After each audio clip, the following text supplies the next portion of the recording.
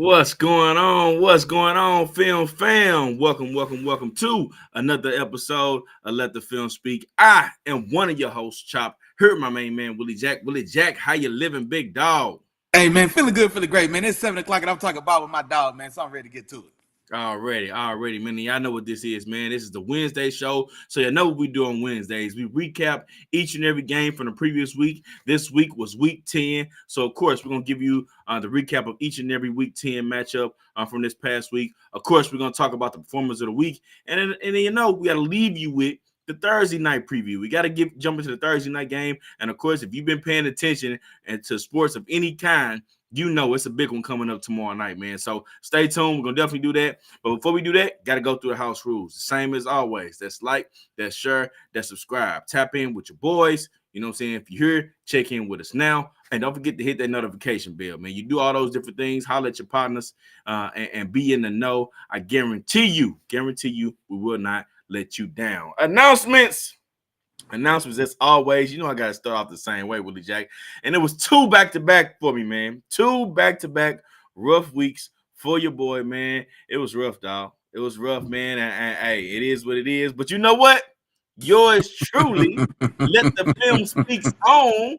Willie Jack was sitting on top of the world, man. Last week, he finished first or tied for first with 10 right, along with pick 6, man. Both of y'all got 10 right. Right behind that was Sierra. You know Sierra ain't too far behind, man. She's trying to protect her lead, man. Yeah, man. Last week, my dog Willie Jack finished the top 3, man. So, hey, he's rolling, man. He's rolling. Pick 6 tied for first, then Sierra. What you finna say, Willie Jack? Hey, Ty, you know how I always say, man, it's only a matter of time for the cream rise to the top. Here we go. You feel me? Here you go. Boy rising on up, big dog. Hey, I told y'all the rabbit don't win the race.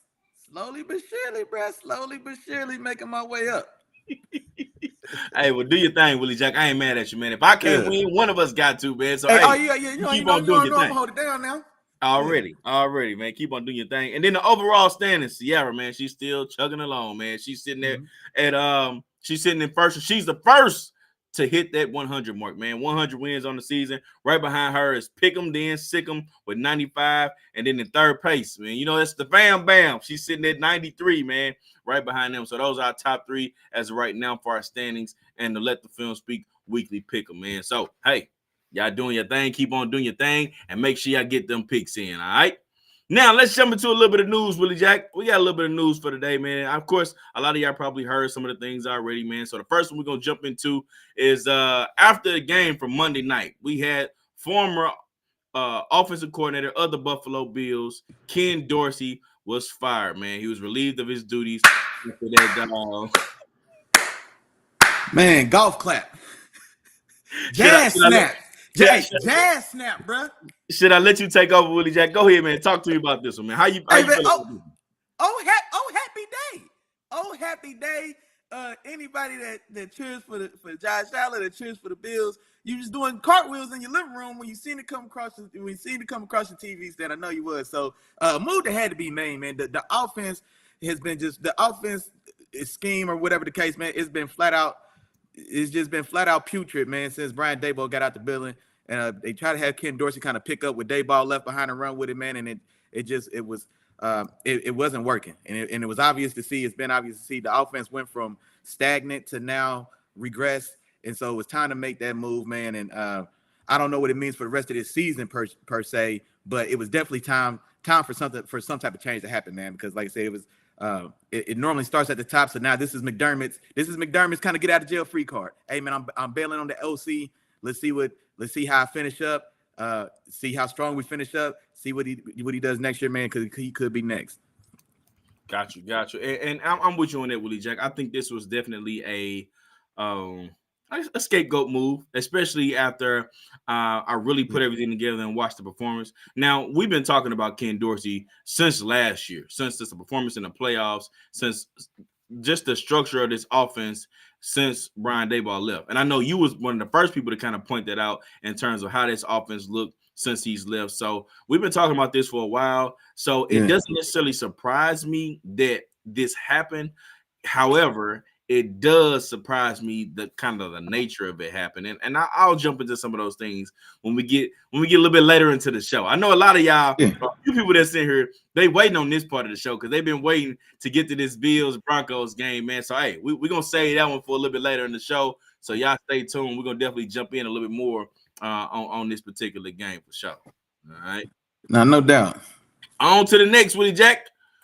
Some sad news in the NFL, man, and it's not 100% fact as of yet, but linebacker for the Dallas Cowboys, Leighton Vander Esch, has suffered a potential career-ending injury, man. And I just want to, shout this one out just to say, man, we hate to see it. We hate to see anything like this. We hate to see injuries, season-ending injuries, a couple weeks off of injuries. So to hear somebody go through a potential injury that could potentially end their career, man, as tough, as rough, and I definitely don't wish that on nobody to undergo any other type of things that he may be experiencing at this moment, man. So just quick shout out to Leighton Vander Esch. Hopefully he goes through a quick recovery period, and hopefully he's able to get out there and play this game that he loves, man. So shout out to there. No, for sure. Leighton Vander Esch. Yeah, that's Leighton, what I say. Nah, you said Leighton. Oh, my bad. I apologize to everybody. No, it's all good. But no, I mean, this is a kid, man. I want to say he was it Boise State? I want to say he was came out of Boise State, win the first, and but he's had these concerns with neck injuries and such since his college days, and since he came in, he's one of those. He's a noticeable guy because he's one of the few current players that still rock a cowboy collar of sorts, and so these neck issues for him have been a known entity, and so he's made it this far in this league. He's already missed time up until this point in his career with similar style injuries or injuries to that neck or whatever the case, but it appears this one he suffered in this Giants game, a blowout game as well, man. That's where you hate to see a guy go down in the game where you 50 ball the opponent anyway, but yeah, man, definitely done for the season, and now his career potentially in jeopardy. So hate to see that, man. Hate to hear that news. Do wish him well. Wish for a speedy recovery. And man, if you're not done with this game, big dog, then I hope you're able to come back and play at a full at a high level, just the way you left, man. So hope the best for you for sure. Absolutely. Definitely with you there, Willie J. Definitely with you there. And then the last bit of news, man, probably the biggest news coming out today, actually. Deshaun Watson, man, Cleveland Browns quarterback Deshaun Watson, to undergo season-ending shoulder surgery, man. Another one. Hate to see it. Of course, we just got done talking about injuries, career-threatening injuries, season-ending injuries. This is another one, especially coming off of the huge win that they just had against the first-place Baltimore Ravens, man. That was a huge win. They played huge in this particular game. Played through a couple injuries, not only that shoulder injury, but I believe a lower leg injury as well. I don't know if it was an ankle or what it was, but was limping in this particular game. But he fought through it. They end up coming away with a big W, man. So it sucks for Deshaun Watson, sucks for the Browns, but wishing this man well, speedy recovery, and then he comes back next year 100% and fully ready to go at the start of the season. Yeah, no, and this is like you said, man. It's been a comedy of errors, or it's just been such a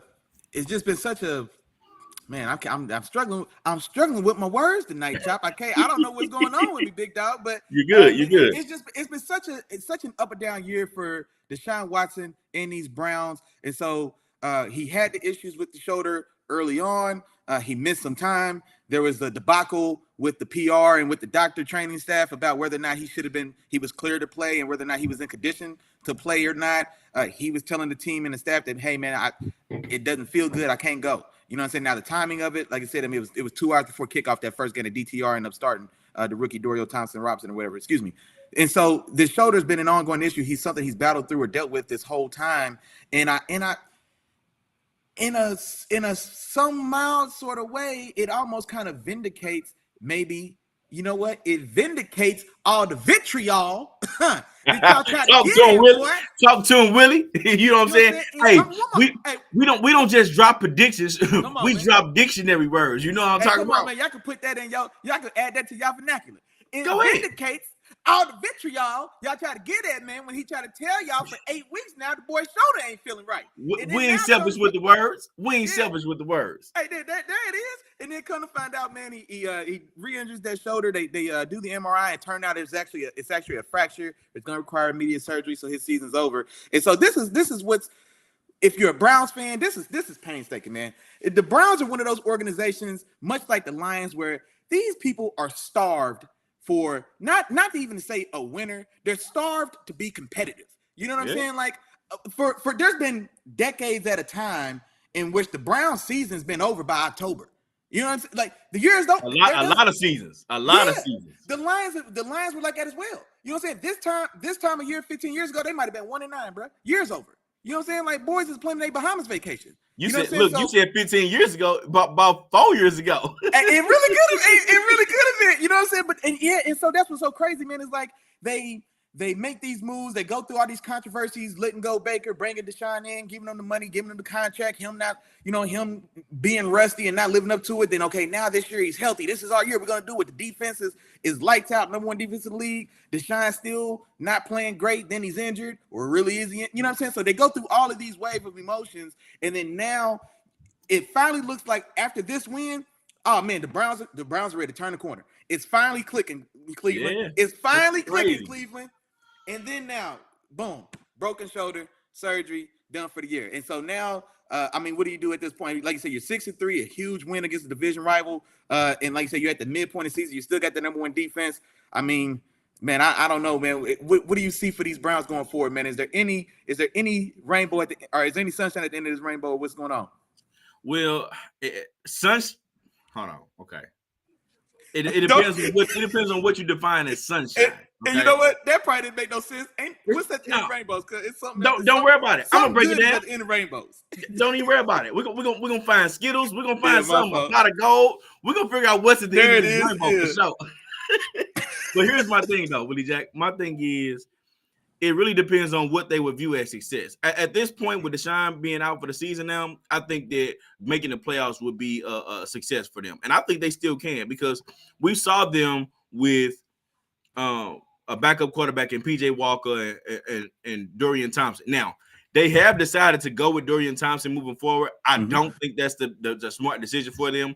I think they should go with the guy that put them in position to win. When Dorian Thompson came out, I think he threw 3 interceptions that game. At least P.J. Walker kept them competitive.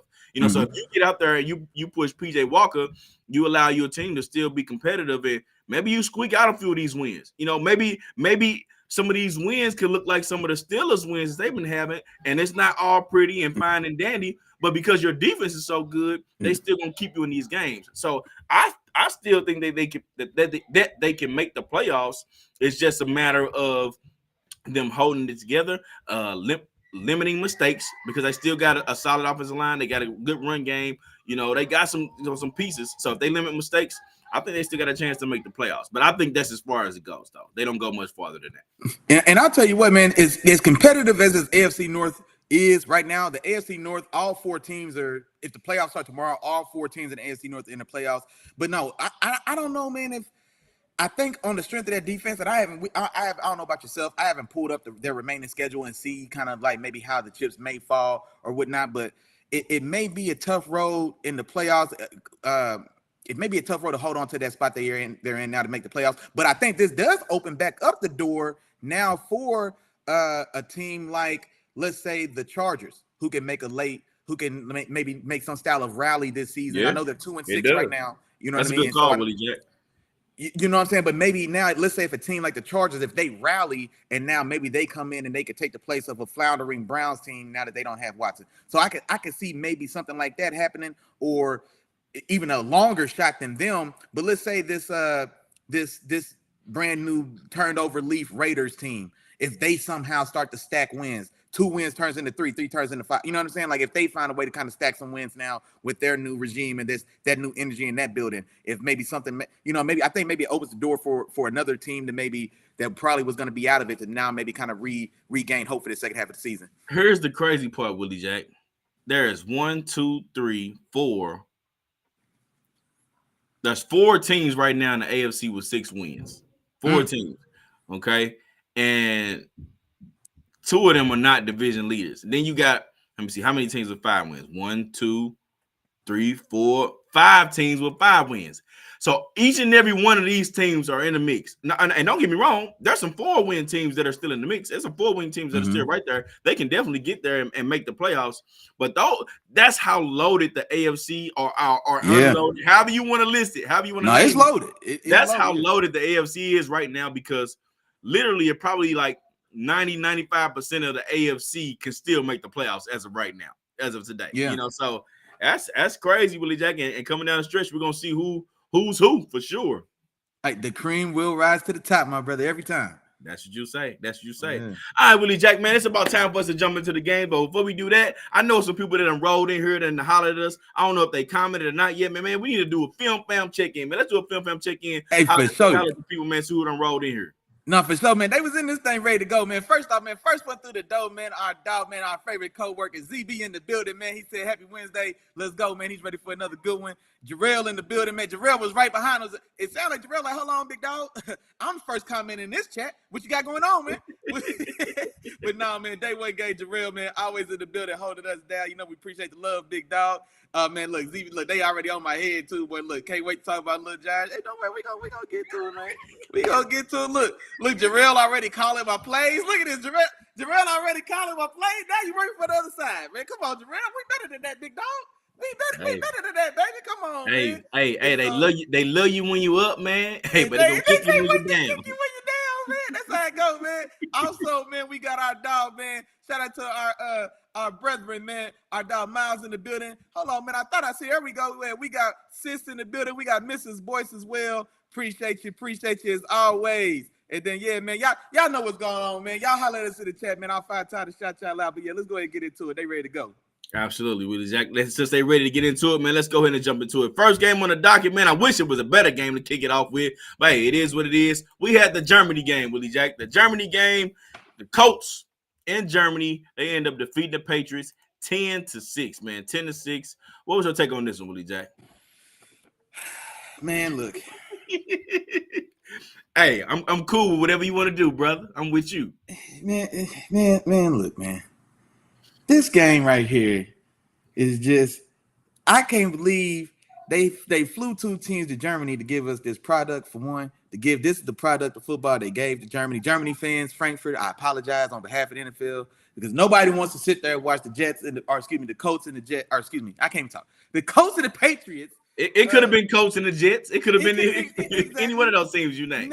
Nameless bum faces out there, yeah, man, shooting and missing at each other all night, man. But 10-6, and this is what the biggest thing for me, man, is the complete and utter just deterioration. I don't even know what to say of Mac Jones. We are watching Mac Jones be tortured on live TV.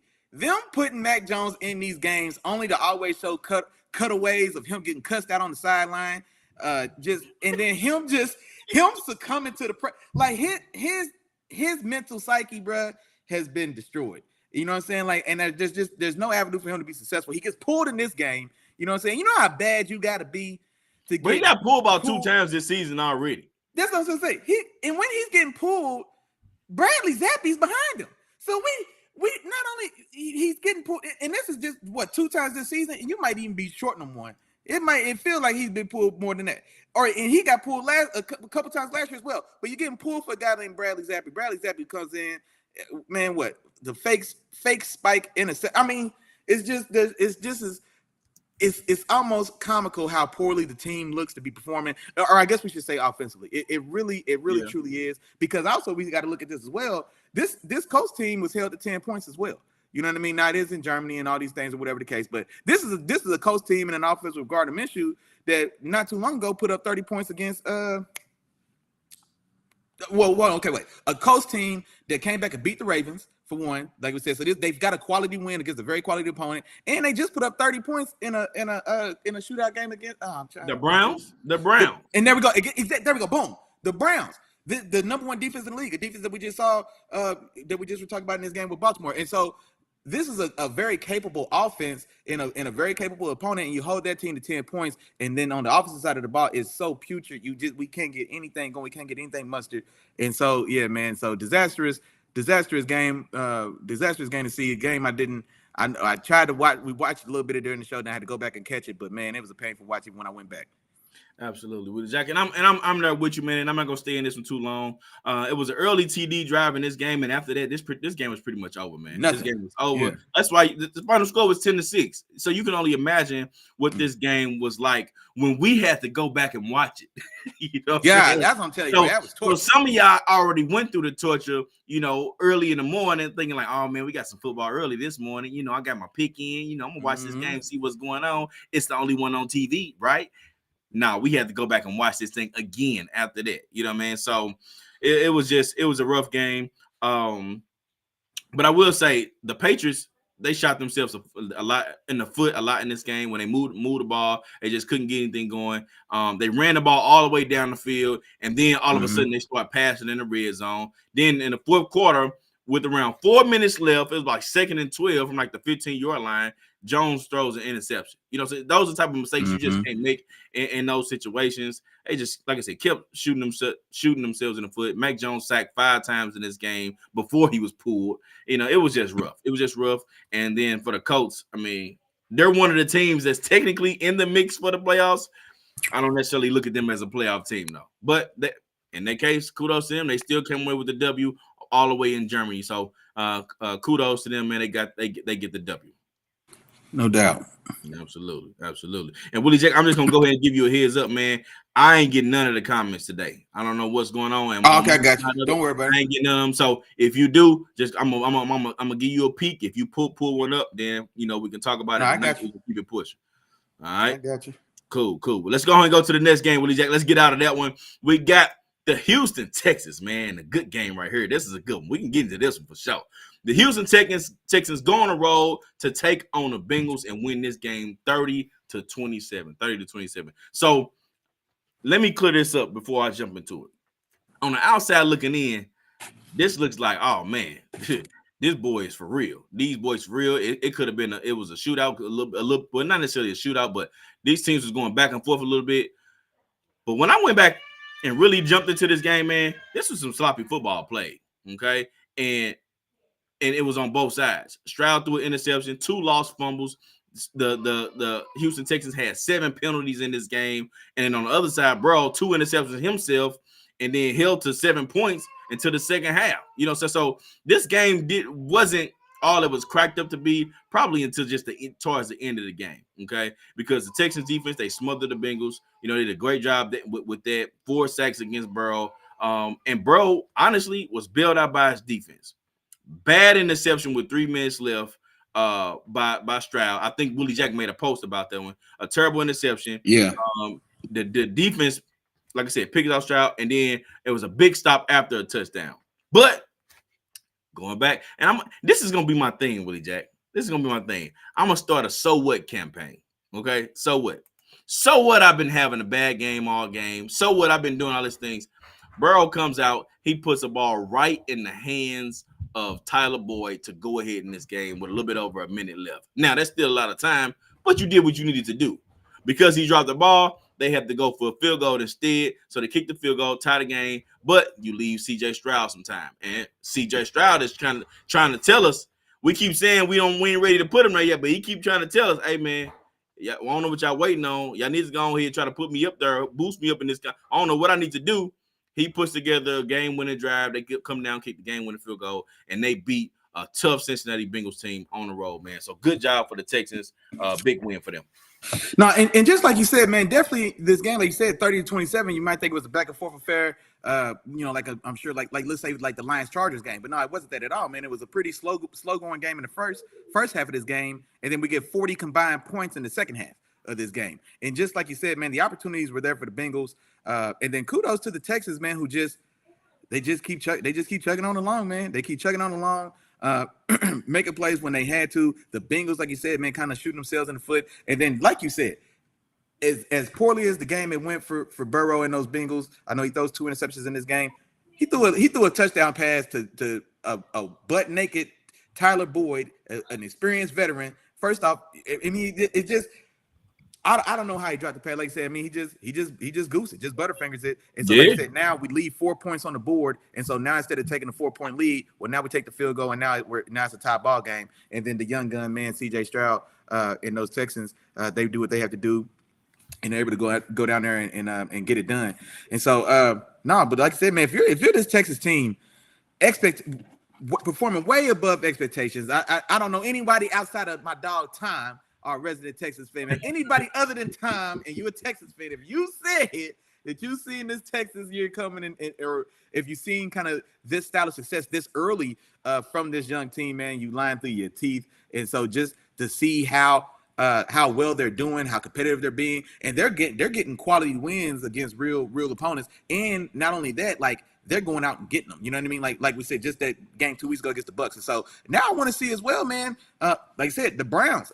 This is another one of those teams where, okay, the Browns are likely probably gonna trend towards falling out of that mix. And the Texans, man, they keep stacking wins and quality wins like this one. Are they a team that maybe slides into the back end of that wild card conversation, and maybe they like I said, keep the magic going. So, but not very impressive win for those Texans, man. I'm excited to just see how much they can keep it going, how far they can go. Absolutely, and they're all in the mix. Hey, they're definitely in the mix. And if you ask Tom, oh man, he's in the MVP race, and they going to the Super Bowl. And they going to the Super Bowl. Oh, but they've been going to the Super Bowl for about 6 weeks. If you ask Tom, it didn't matter. Yeah, they was going to the Super Bowl midway through September. But then, yeah, man, you already got. That's what I was going to put to you, man. Jarrell, day one game, Jarrell, man, say any chance the rookie could be MVP, man? What you think? It's a possibility. It's a possibility. Do I think he will? I'm not 100% sure yet. These last 2 games, he's shown to be really impressive. But here's the other part of that too, because what happens a lot of times in these games is people see the outside. They don't look deep into these games or break his game down and how he's been playing. So for me, he's been playing well, but not quite MVP level. Okay, I would say that, and he's been clutch. Now that's a big part of it too. When people see clutch players, that automatically bumps them up a couple notch because that ain't too many of them. You know what I'm saying? Ain't too many guys. It's a reason why it's some guys stuck on the outside looking in right now, you know, in terms of me and Willie Jack's tiers of quarterbacks and how we rank them. You know, of course, our list is a little bit different, but it's still some guys on the outside looking in because of that. You know what I'm saying? So I think it's possible he's going to have to put together a hell of a second half of the season and get them into the playoffs in a strong spot in the playoffs, maybe even win the division for them that really had that opportunity. And yeah, man, I'll lean more towards yourself. And I posted some of the chats on there. So we got a couple yays, and then we got maybe one salty nay from my dog Jeff, man, because his boy Jalen Hurts, man, those Eagles didn't get he doesn't feel like he got real consideration this last year. And honestly, I'll tell you what, man. I think Jalen was teed up to be the MVP, but then he got injured right there in that last stretch of the year. And so he missed 2 or was it 3 of the last 4 games? It was 2 or 3, something like that. He missed a few games. Exactly. So right there to close out the year, he missed some of those games to maybe kind of cap off what I would agree with as well, man, appear to be a stellar year or maybe an MVP style of year. But yeah, for CJ Stroud, the MVP is one of those things where it's almost like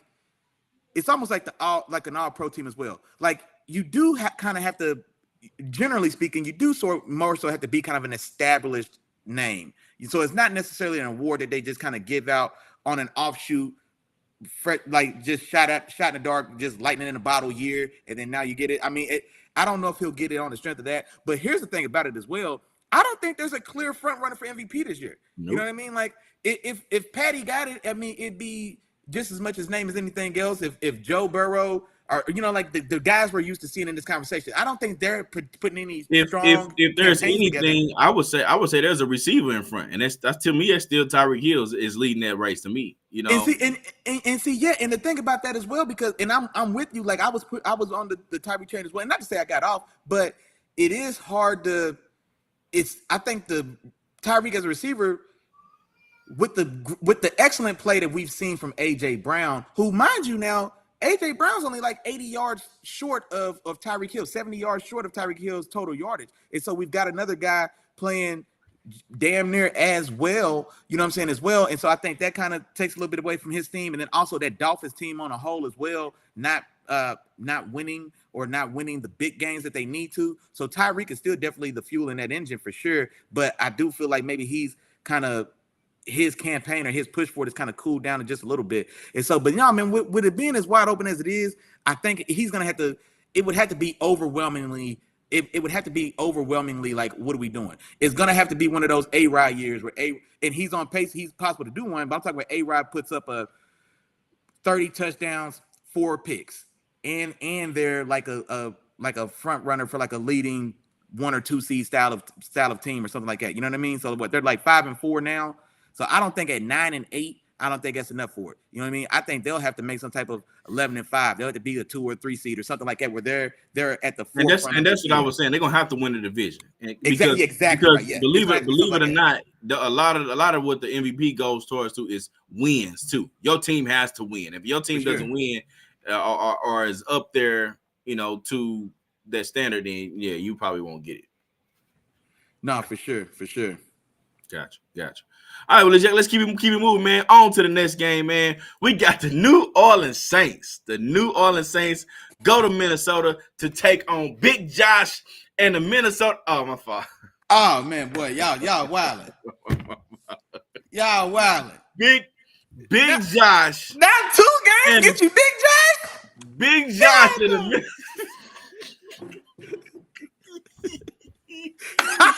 I knew that was gonna get you. Hey, shout out to CB. Bigger.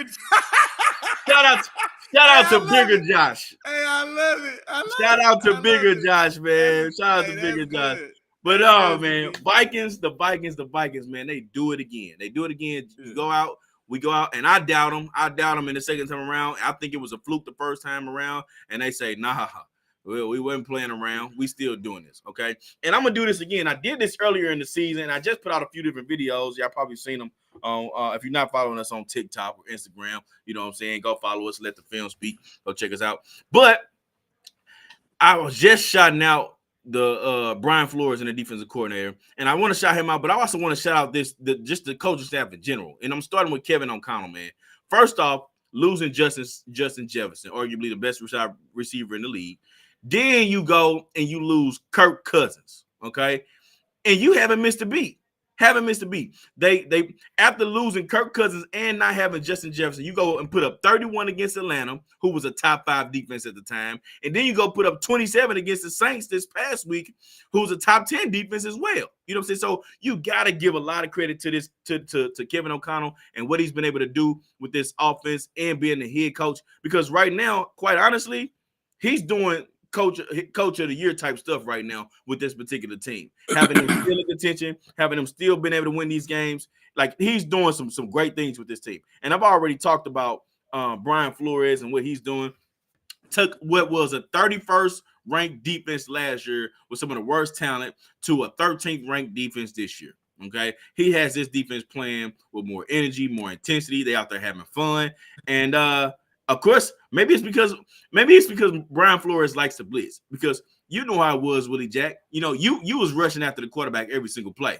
But when Coach Ford say Kuno, when he called a Kuno, oh man, I was making my chops. I get a corner blitz. Woo-hoo, I get a corner blitz. So just imagine Brian Flores out there calling all these different blitzes for everybody else on the defense that's not normally getting after the quarterback. Man, that just makes for just much more energy and just so much more fun playing on the defense. It makes you happy to be out there, and it just boosted just the defensive morale, man. So not to stay too long in it, but I just really want to shout those guys out and the job that they're doing with this Minnesota Vikings team right now, because it's commendable for sure. And then for the Saints, man, it seems like they're going backwards. Going back to the Saints offense from old, they couldn't put up 20 points. They had three points midway through the third quarter in this game. You know what I'm saying? So the Saints really struggled. And then Winston. Your boy Winston came in to save the day, baby. Jameis Winston comes in, throws 2 touchdown passes, but guess what? He had to do what Jameis Winston does. He ends it with 2 interceptions, man. So Saints came in, man. They tried to pull this game off or tried to make a comeback, but the Minnesota Vikings are playing some really good ball. So shout out to Minnesota, the coaching staff, and this team for playing some good ball. Yeah, man, and kind of summarize what you said, man. Just like you said, commendable job by Josh Dobbs, man. Like I said, definitely fan of his journey. We've talked about it before, and then to see kind of the magic he sparked. Now that first week was just kind of more so kind of flying by the seat of your pants, thrown into the fire, and then like I said, man, cream rises to the top, and he definitely did that. This one was a little different. He played quarterback Sunday. You know what I mean? He did. 23 for 34, 268 yards, a touchdown, has 44 yards rushing, has a rushing touchdown as well in this game. No turnovers, another key thing, which is also just very impressive as well. He's been in the building for 9 days. You know what I'm saying? And so playing good, clean football and definitely in a win, has an early connection going with TJ Hockenson. Man, TJ Hockenson went over 130 yards in this game, in this game as well. And then on the other side of it, man, this Saints team, just like you said, Carr goes down in this one. Winston comes in, and we can laugh, we can joke, we can talk about it. But when I see this game, when I think about David Carr and Jameis Winston, I see Derek Carr. Excuse me, I said Jamin Carr, whoever I said. Derek Carr. I see Derek Carr 3 points to Jameis Winston 16 points. I'll take the two. I'll take the 16 points of the 2 picks. Absolutely, I'm with you there too, Willie J. Because it was 24-3 when Derek Carr was playing clean football in that first half, and the game was over. And so, and exactly, and then also, in all honesty, as ugly as this offense has looked, outside of maybe 2 performances where they just the lights came on and they found some offense, and maybe Carr got it moving. Man, I don't know, man. I'm not opposed to seeing like Jameis start getting some run in some of these games. I'm not saying he's got to be the full-fledged starter right now, but I'm just saying, like, if it's I'll tell you another thing too, Willie Jack. Olave looked a lot better with Jameis back there. Like Olave started to catch a few more of those passes. I know a lot of people been wondering where's Olave. Olave looked a lot better with Jameis Winston back there versus Derek Carr throwing him. No, and exactly right, man. Our dog ZB, he was in the comments with the exact same sentiments as well. And so yeah, and so there's, like I said, man, there's something to it, man. And like I said, the offense, as bad as the offense has been, then man, I'm telling you, if we got to deal with Jameis putting up points and also getting the ball the other way, man, there's still a chance we can rein in some of these turnovers, man, but we need the points on the board to even make it relevant. You know what I'm saying? And so it's just something to chew on, New Orleans. You said a Winston Taysom Hill combo? Is that what you're saying? I'm here for it, big dog. I'm ready for it. I'm here and I'm ready for it, man. So let's do it. There we go. Okay, I got you. Well, this next one, man, I'm going to turn this one over to you, Willie Jack. We have the Green Bay Packers going to Pittsburgh to take on the Steelers. The Steelers come away with this W at home, 23-19. Willie Jack, what happened, man? Your boys got him one. Yeah, your boys got him one. It's victory. You ain't even say it's victory Wednesday for you, boy. Here we go right now, man. Like my dog just said, it's victory Wednesday. And I'll tell you, man, when we started this game, we come out, we get a scoring drive right off the rip. So I'm like, oh, damn. Oh, when the last time, like, you know what I'm saying? We came out, found some offense in the first quarter. We didn't have to be down by 10 in the fourth quarter before we tried to score some points. I'm thinking maybe this is going to be a day, okay, we're down. You know what I'm saying? We had a Thursday game. We had like a mini bye week. You know what I'm saying? Tomlin does his thing in these extended break periods. You know what I'm saying? Maybe we got the offense fixed. We got it going. No, not at all. And shout out to Jordan Love. This is probably the best game Jordan Love has played all season. Because Jordan Love came for a lot of this game, for 3/4 of it. He came right back out. The Packers, they matched that first touchdown we get. And I think Jordan Love threw both his touchdowns. Yeah, I think both those touchdowns. No, one was in the first half. One was in the first quarter. I think one was in the third quarter. But he found a lot of success throwing the ball. And so we had tons of issues in the secondary. But for a lot of this game, man, Jordan Love, there was a period of this game where I feel like Jordan Love was carving us up. But the good thing is, man, I guess with our defense, we were able to kind of make the necessary plays when we got to have them, man. So we get those interceptions. Pat P with a deflection in the end zone tips it to our safety. I think it was KZ or Keanu Neal. We get a little run back there. I think that led to a field goal right there for us. So now we flip the point. So we take 7 away from them. We get 3 in return. So that's a 10-point swing. And then even to close the game at the end, they get a big drive. My defense, I was like, man, I know my defense ain't gonna let me down. We did all this time, y'all done had to score points, block field goals, and do all these things, only for us to now give y'all the ball with at least y'all can close the show. And first play out the gate, Jordan Love goes 40 yards up the field to a wide open guy, and then now they're marching. Thankfully for us, Patrick Peterson also who had blocked the extra point in this game, so they had to go for the 7 instead of the 3, which probably really was the difference in this game because I don't know how I didn't feel good about it if it goes to overtime. But all told, man, did what we had to do and got a very tough fought victory. Like I said, one that we definitely needed, especially in this AFC North, which is, as we've just been talking about, man, it's so competitive and so wide open. So all we got to do is just find a way to keep stacking wins, baby. Absolutely. And I just say, man, y'all just punked the Packers. That's what it was for me. Y'all came out, y'all punked them. Y'all ran right down the throat. Y'all had over 200 yards on the Oh ground. yeah.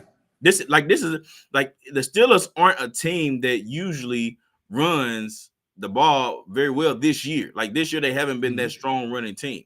And it looked like true thunder and lightning this past game, Willie Jack. This is what most people wanted to see and were expecting to see with Jalen Warren and Najee Harris going into the season, man. And both of those guys ran the ball pretty well. So y'all just came out straight punked them. And I think y'all ultimately made Jordan Love uncomfortable, which is part of the reason why I think he was barely over 50% in terms of his completion percentage this game. Y'all made him uncomfortable, and all Pickett really had to do was just protect the ball. Don't turn the ball over. You hand it off to those running backs, and they took care of business. Here's the other crazy part. I know we talked about going into this game, Willie Jack. Oh yeah. And y'all were outgained. Y'all were outgained in every single game. Even with y'all running over 200 yards in this game, y'all were outgained again. and you know what? And you know what's crazy? And y'all got another W. No, and you know what's crazy as well, man, is that for two things, man. I'm glad you brought up the running game, and shout out to ZB in our dog day one game, Jarrell, man, champion, and Jalen Warren, who did his thing, man. 15 carries, over 100 yards, had a touchdown in this one as well. But Broderick Jones has been our starting right tackle for the last 2 games, and we've rushed over 175 yards each game. I think 2 weeks ago we went for like 180 and change, and now 205 in this game with him inserted into the lineup, and it really has worked to kind of stabilize that line. Just the line had just been getting just out muscled, and it just wasn't cohesive with the with Chuks Okorafor, who was our starting right tackle in there now. And so now we've got the rookie in there on the right side instead of the left, and it's really kind of like brought that physicality that we were expecting to see all year long. And then honestly, on the other side of it, man, this may have been the worst game Kenny Pickett's played all year, and that says a lot because he's been boo-boo for just about damn near all year anyway. And he really. There was 2 key plays in this game that maybe could have went for the Packers, and now y'all got me talking too long about a bad game. My bad. You good, man. He throws the swing pass to Jalen Warren, which looked to be a backwards pass. They blow it dead. They even review it, and then the call stands. But that was a very crucial play. Green Bay recovered that ball. They would have been inside their own like 15 or so, and so that was a very critical play. Then Kenny Pickett throws another dump pass off into the flat, where not Zadarius Smith, the linebacker for Green Bay, is wearing Jalen's sweater like he's on Jalen's sweater back when he throws the ball. It should have been a pick. You know what I'm saying? And so just a terrible day from Kenny Pickett, man. He's starting to get a little bit. He's wearing me. I think his confidence is just completely shot. And so, I mean, he's just not even looking upfield. We're still not getting the ball there. But like you said, man, on the strength of the run game and then the defense making the plays when we absolutely had to have them, we still find a way to get that win. Gotcha. It's all good, Willie Jack. I know this is your team, man. You got a soft spot in your heart for the Steelers, so I'm okay. No, that's game now. That ain't gonna change. Yeah, that ain't no change at all. Yeah. We'll take. I take it with the dub. Like I said, a win is a win. I'm with you. Sure. I'm with you. On to the next one, Willie Jack. We got the Tennessee Titans. They went to the Bucs, man. They took on the Buccaneers. The Buccaneers end up winning this game at home, 20-6. And I won't stay long on this one because this game pretty much was what I thought was going to happen. I know that the Bucs like to really get after the quarterback. They really was doing a really good job of, putting pressure on the quarterback, and that's what they were able to do this game. 4 sacks on Will Levis, 13 QB hits, and Vita Vea was unstoppable in this game. They couldn't block him.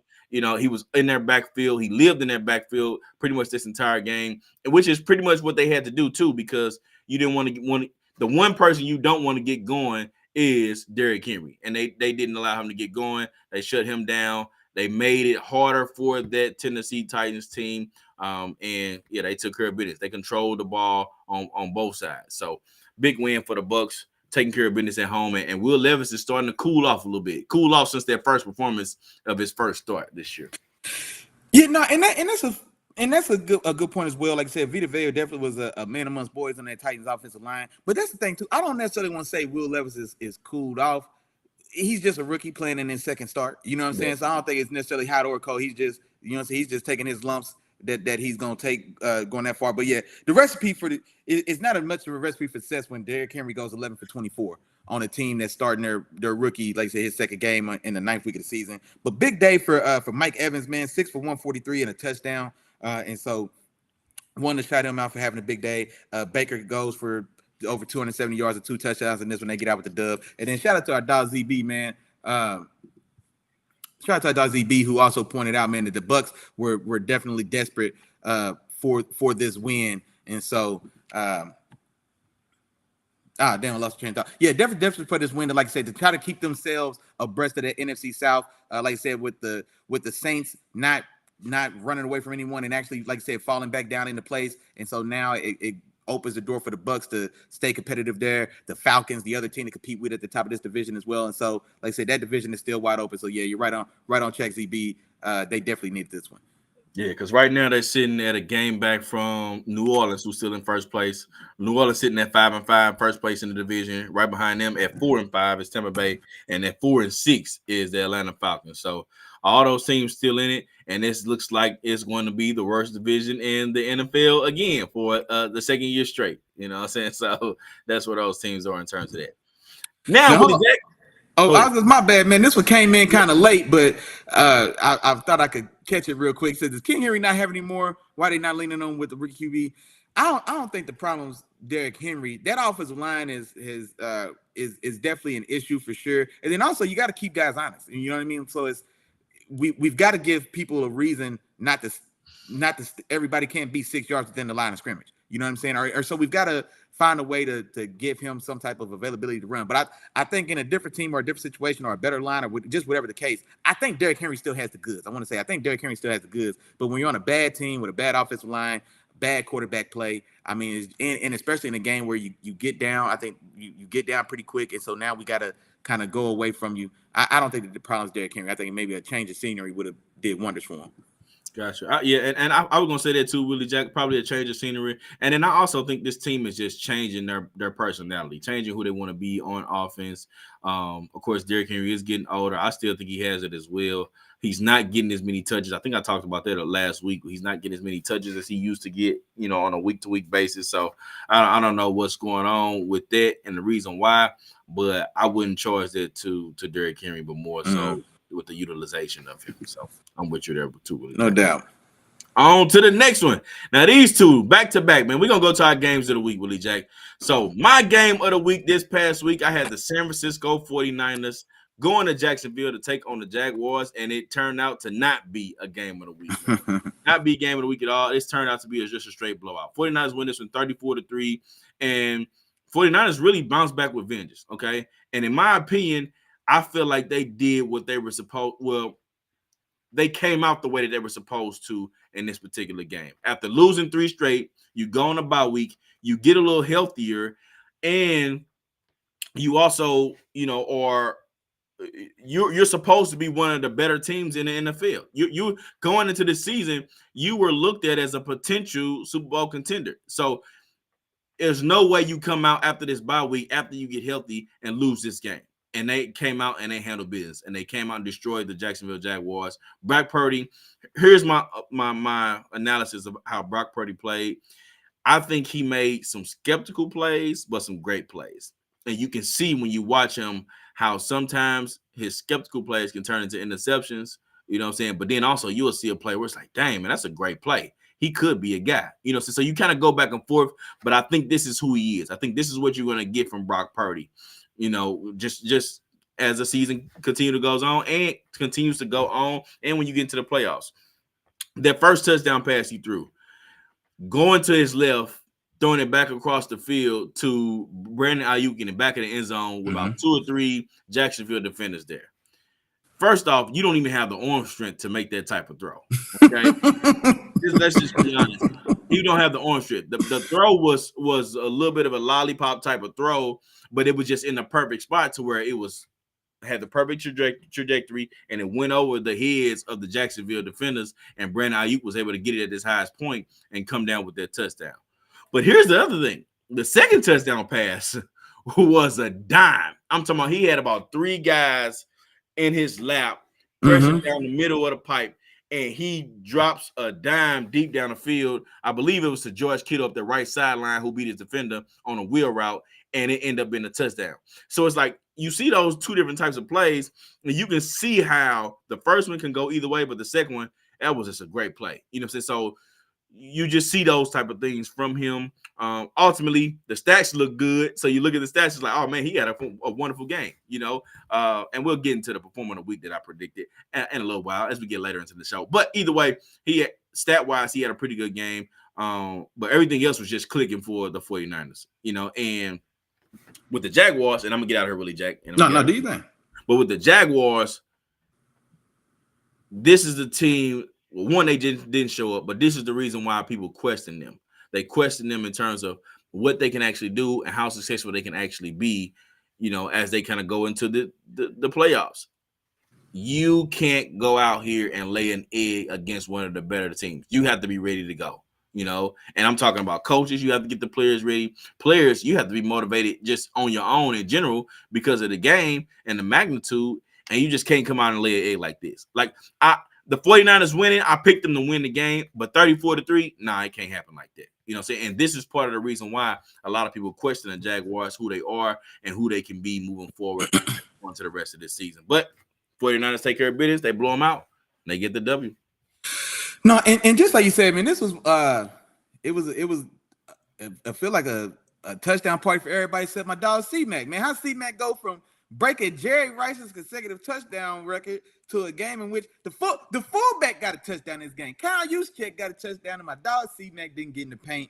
But nah, man, like you said, they just flat out dominated, man. And so it was the first game back in which they kind of all the pieces were back and kind of healthy now. So we get Debo back for the first time since he got injured in that Cleveland game. He doesn't necessarily burn it up, but 30 yards rushing. 30 yards rushing, roughly 30 yards receiving as well, and then does also have a rushing touchdown. So he comes back, they put him right back. It's business as usual. Give me a couple carries, he'll find a way. Give him a couple carries, he'll find a way to get in the end zone, and he does in this one as well. Kittle had the big catch, man. He has a 100-yard day and a touchdown. Like I said, man, when I see stat lines like this is what kind of pissed me off about the way, not about George Kittle, but when I see a guy that the only reason he doesn't go 3 for 16 and a touchdown every other week is because it feels like they only want to really make him an emphasis in the offense and the passing game like once a month. It's like once a month, like, you know what, man, George over somewhere, ain't he? Man, let's you know what I'm saying, feed the ball to George. You know what I'm saying? Then what, 12 for 120, you know what I'm saying? Like 6 for 90 and 2 touchdowns, 3 for 116, you know what I'm saying? So a guy that just is just so underutilized, man, and just he could just be doing so much more, even though as great and as talented as he is. But then on the other side of it, man, for Jacksonville, I think Tom's been telling me for the longest, man, the Texans gonna win this division. And man, I'm telling you, this is one of those performances as well where you can't just lay an egg like this. Not if you're gonna be one of the ones. If you're gonna be one of those teams that's competing, and not to say that you got to win this game, you can't get smoked. You just can't get flat out. Exactly. You just can't get flat out just smoked at the crib. You know what I'm saying? Like, and when you got a varsity opponent coming to, like, this is the level of opponent that you need to rise to or to show that you belong. You know what I'm saying? And then to come out here, it almost feels more so like you've shown us, okay, you still who you was. You still who we knew you was this whole time. It's more so how I'm feeling. So I've got bigger worries for the Jacksonville side. Then, like you said, on the San Francisco side, it wasn't perfect. It wasn't perfect Purdy ball, but it was damn good Purdy ball. It was the best Purdy ball we've seen in about a month. And so, even though it still could be cleaned up just a tad, man. But all told, man, if you're the Niners, you got to feel good. You needed this one to kind of get back on track and stop that 3-game skid. So definitely needed this one, and no better way to end a losing streak than go on the road across the country and then completely put it on somebody else at their house. Gotcha. All right, Willie Jack. You got something? I see you looking. What you got? You got something? No. I just kind of gave him a look to just see if there's anything. My dog ZB said, hey, McCaffrey gave him 18 points in the fantasy and still feels like a disappointment. And yeah, he didn't get in the paint, man. Yeah, as I said, we got Juszczyk getting in the paint, Debo getting rushing touchdowns. We couldn't get C-Mac one. Come on, man, what they doing to my dog? I don't know. But your boy's still rolling though. But let's go to the next game of the week, Willie Jack. We had this. The Cleveland Browns. I'm going to say the Cincinnati Browns. The Cleveland Browns go to Baltimore to take on the Ravens. I was excited to talk about this one too, Willie Jack. This is your game of the week, man. Browns win this one on the road, 33-31. Willie Jack, talk to him, man. And this game here, and I remember like talking on the show, I expected old school smash mouth AFC North football, the number 1 defense in the league, going against the number 2 defense in the league. 2 teams that want to impose their will physically. 2 teams that want to run the ball and just run you into submission. 2 teams that want, you know what I mean, to just punish the quarterback all day. I thought that's what we were going to get. Then we come out in this game, and I picked Cleveland to win. Thankfully, it didn't happen how I expected it to happen, but it did happen. But You get a pick six on what the third play of the game. Deshaun Watson tries to throw a little dump pass over the head of Kyle Hamilton, the safety for the Ravens. He tips it to himself and runs it in. So we're already down 7. You're already down 7 there. Shortly thereafter, Keaton Mitchell, the kind of new rookie that's kind of bust on the scene here in these last 2-3 games, he breaks one for 40 yards. And that was a very impressive run. The little jump cut to get going and then just put the Jets on and outran 3 angles. He kicked it into fourth or fifth gear, dog. And that boy started rolling. Man, like for real, that man legit. Like, because like I said, when he made the little jump cut, re-accelerate, get to the sideline, and then beat all those angles in the sideline, man, and 40 yards later at the crib. I tell you what, J.K. Dobbins better be doing some serious rehabbing on that knee, make sure that thing's sturdy, because Keaton Mitchell, man, he's trying to grab it, and he ain't trying to let it go, brother. I mean, and you know what was sad about it, man? Well, J.K. Dobbins, 4 years in, he's missed 2 of them with injury. Man, I mean, that story might have wrote itself, man. It might be time. He might be looking at new scenery as well this time next year. But anywho, man. But so you come in, you're down 14-0 to start this game, right? And so now you do get a field goal. You get yourself 3 points, which were big points. And then another thing as well, you block a field goal by Baltimore as well. And so you end up going into halftime. Was it 17-6? And so it's poorly. 17-3. Oh, no, okay, yeah, it was 17-3. Then they come out to get one. And so watching that game, you go into the thing 17-3, and honestly, the way the game looked, the way the game felt at that point, it felt like Baltimore left points on the field for sure. But it felt to me, I thought it was a 3-touchdown lead. It felt like they got 21 in the first half. It just felt so one-sided because Baltimore came out so hot and just kind of jumped on the way they did. But it's a kudos to this defense for one, because they were definitely, there was just no run game at all for Baltimore in this game. Keaton Mitchell had that 40-yard touchdown run in the first quarter, right? He finished that game with 3 rushes for 34 yards. The touchdown run was 40. He finished at 34 yards on 3. You know what I'm saying? Like, right? You know what I'm saying? Nuts. Gus Edwards as well, 11 carries for 24 yards. Lamar, 40 yards on 8 carries in this game as well. And so the defense for the Browns showed their worth and really kind of stepped up and really kind of smothered this Ravens offense which is weird to say, because I feel like a game in which Baltimore scores 30 points, and I still feel like Cleveland's defense played their ass off. You know what I'm saying? Like, nothing easy, no gimmies at all in this game. Myles Garrett has a sack and a half. And then also, now there was a couple bounces that went their way. Lamar throws the tip pass, ends up getting intercepted. Greg Newsome takes it all the way back to the crib. And so it was an opportunistic defense that found a way to stay in it. And then Watson, to his credit as well, it started off super ugly. He played ball that second half now. I think I might have seen a stat that said he was like 14 for 14 in the second half of that game, or some style of stat like that as well. Yeah. And then the other thing for Cleveland as well that really was a determining factor in this game, their run game completely dominant. Jerome Ford goes 17 carries for 107 yards and really kind of paced this game.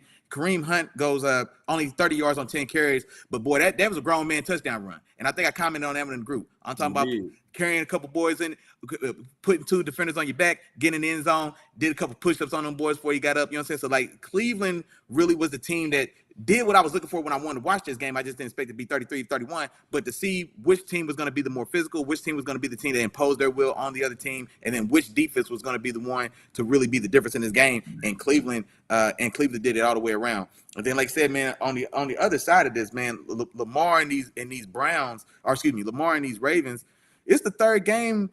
All 3 of their losses have been games in which they held substantial leads in the second half of these games. That Colts game, that they ended up losing in overtime. The game against me and my Steelers, they got a 10-point lead on us in the fourth quarter. And even saying that right now, I'm thinking, how in the hell did we score 10 points in the fourth quarter? How did we score 10 points that fast? You know what I'm saying? Like, and then even this game as well, like, there were points in this game where they've got a 2-touchdown lead in this game, and then a credit to Cleveland, they always did just enough to kind of stay in arm's reach of this game. Like, get those 3 points, play defense, get 3 more points. Okay, we gave up a touchdown. Okay, match that touchdown. Like, they always kind of just found a way to just kind of stay within arm's reach. And then, like you said, you get the real splash play with the tip pass that gets ran back for pick 6. Now it's 24-31. Now we get one more stop, and then we go, you know, and then the game falls out like it does. But no, very impressive win for Cleveland. on the road. And then, like we already talked about it, man, hate to see coming out of this game losing Deshaun for the season, because, like I said, this could have been the style of game that really springboarded them maybe towards the top of this AFC North with Cincinnati getting that loss the way they did, beating Baltimore now. And then, like I said, man, they were really in position to maybe take hold of that division. And then now we don't know. For sure. It was definitely bittersweet for the Browns in terms of them winning this game and but also losing Deshaun Watson in this one. So bittersweet there. For Lamar, man, Lamar just didn't play well this game. He didn't play with this game at all.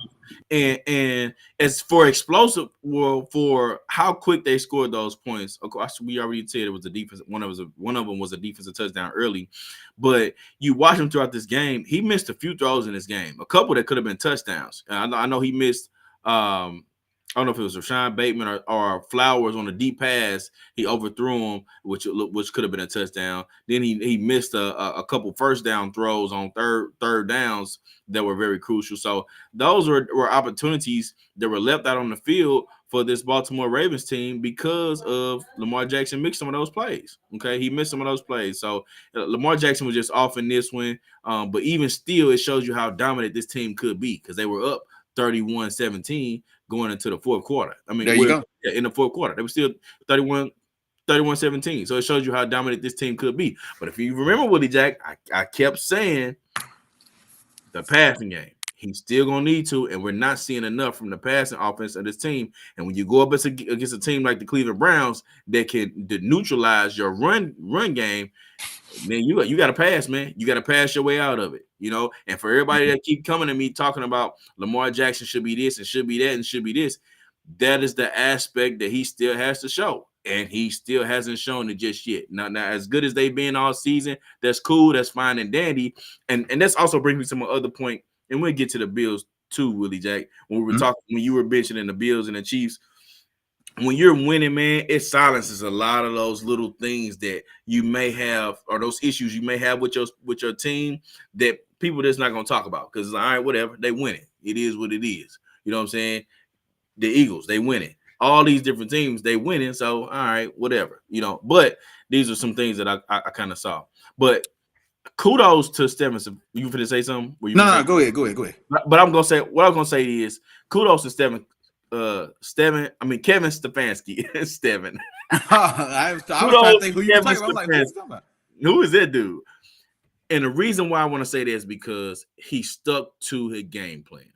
Most coaches that get in a position where they get down early or they feel like they're get down big early in a big game like this one, a divisional matchup against, I don't know if the Baltimore Ravens were the number 1 seed, but they were with the number 1, number 2 seed in the league. This is a huge game. Most coaches, man, they get down early like that, they feel like they have to pass. They feel like they have to go away from their game plan. The Cleveland Browns didn't do that. Down 17-3 after the first quarter, they stuck to the run like you mentioned, Willie Jack, is how successful they were at running the ball, and it was slow and methodical. And they didn't score a touchdown for a while. The first 3 scores that they had were all field goals. Yeah. So they were slowly getting their way back into this game. As explosive as Baltimore was looking, they slowly were getting their way back into the game. And then, boom, they hit them with those plays. And like I said, they went into the fourth quarter 31-17, right? 31-17 going into the fourth quarter. You look at their score going into it, you're like, oh, man, Baltimore might have this one. I think they pretty much got that sold up. Well, before it even gets under 8 minutes, it's a tie ball game. You know what I'm saying? Or it's a 31-30 ball game. You know, so it's like just that quick. We still got a full 8 minutes left in the fourth quarter. Now, instead of Lamar Jackson having a comfortable lead, he's having to turn it back up, play some real good ball, and they have to really go down there and try to put some points up because this is a different ball game now. It's not the same ball game it was going into the fourth quarter. So, kudos to the Cleveland Browns for being able to do that and stick to the game plan and come out and take care of business, man, with a big W on the road. No, and very good point. And I'm glad you said it because it made me think as well. If we really think about it, outside of splash plays, I don't know if Baltimore had one legitimate, or Baltimore may have had one legitimate like kind of drive and score style of touchdown. The first touchdown is the tip pass and the pick six. Then you get the explosive 40-yard run from Mitchell, right? And then you get a field goal in this first half, and then that's 17 points right there. Then you open the third quarter. OBJ catches his only pass of the game, and he takes a slant 40 yards and gets a touchdown. Another just instant noodles, instant flash score. play. You know what I'm saying? Score, yep. Exactly. And so you get another one of those, but like I said, like they never outside of those 3 plays, they were just smothered by this Browns defense. And that's exactly what I was trying to get to earlier when I said that, because like you look at the score and you think, okay, well, how can I say that they did give up 30 points? Well, it's the way it happened. Like I said, those are 3 singular plays in the mix of 2.5 quarters of dominant defensive football being played. And so yeah, no, like I said, man, that offense for the Ravens, they definitely got to figure something out. Like I said, OBJ had 1 catch in there, and I did take it 40. Yeah, the leading receiver in this game is rookie Zay Flowers. He had 4 catches for 50 yards or something like this. Mark Andrews held in check. I think he only had 2 catches on the day. And so, man, it was just a very rough day for Lamar in that offense for sure. Gotcha. All right, Willie Jack, man, we're about halfway through the show today, man. So we're going to take a little bit of a break, man. We're going to get a word from the sponsor, and then we're going to be right back. Come on with it. Today's episode of Let the Film Speak, hosted by the wonderfully handsome and intelligent brothers of Let the Film Speak. That's Chop and your main man, Willie Jack. You feel me? Also brought to you by the 3 amigos. Y'all know them and you love them, man. That's the 3 amigos. That's like, that's share, that's subscribe. That's 3 the hard way. That's the 3-piece spicy. You cannot go wrong. Now, I say the same thing every week, so y'all can say it at home with me. I know y'all ready for it. Here we go. It's 3 amigos, but it's 4 parts to this process, big dog. First, you just got to tap in. Like my dog said, man, come in, tap in. Just say what's up, man. Just holler. Hey, what's up, 3 amigos, man? Like, share, subscribe. Hey, Chop, man, Willie, man, what's going on, man? It's cool. I sit on the couch. For sure. Y'all got some cold to drink? Oh, man, my man. Yeah. Oh, yeah, by the way, man, I'm a Broncos fan. That's all you got to do. That's it.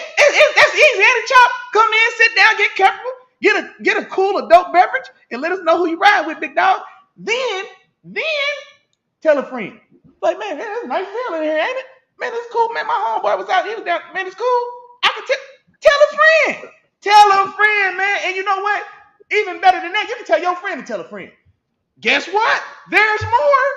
You can tell your friend to bring his partner to. Bring one more because we need 4, man. Bring them up into the penthouse. Tapping with your dogs, man. Wednesdays at 7 o'clock. You know we don't wear no watches. We ain't got nowhere else to be but in here kicking football flavor with the fam. And now back to the regularly scheduled program. All right, man. Back to the regularly scheduled programming, man. We're getting back to these games.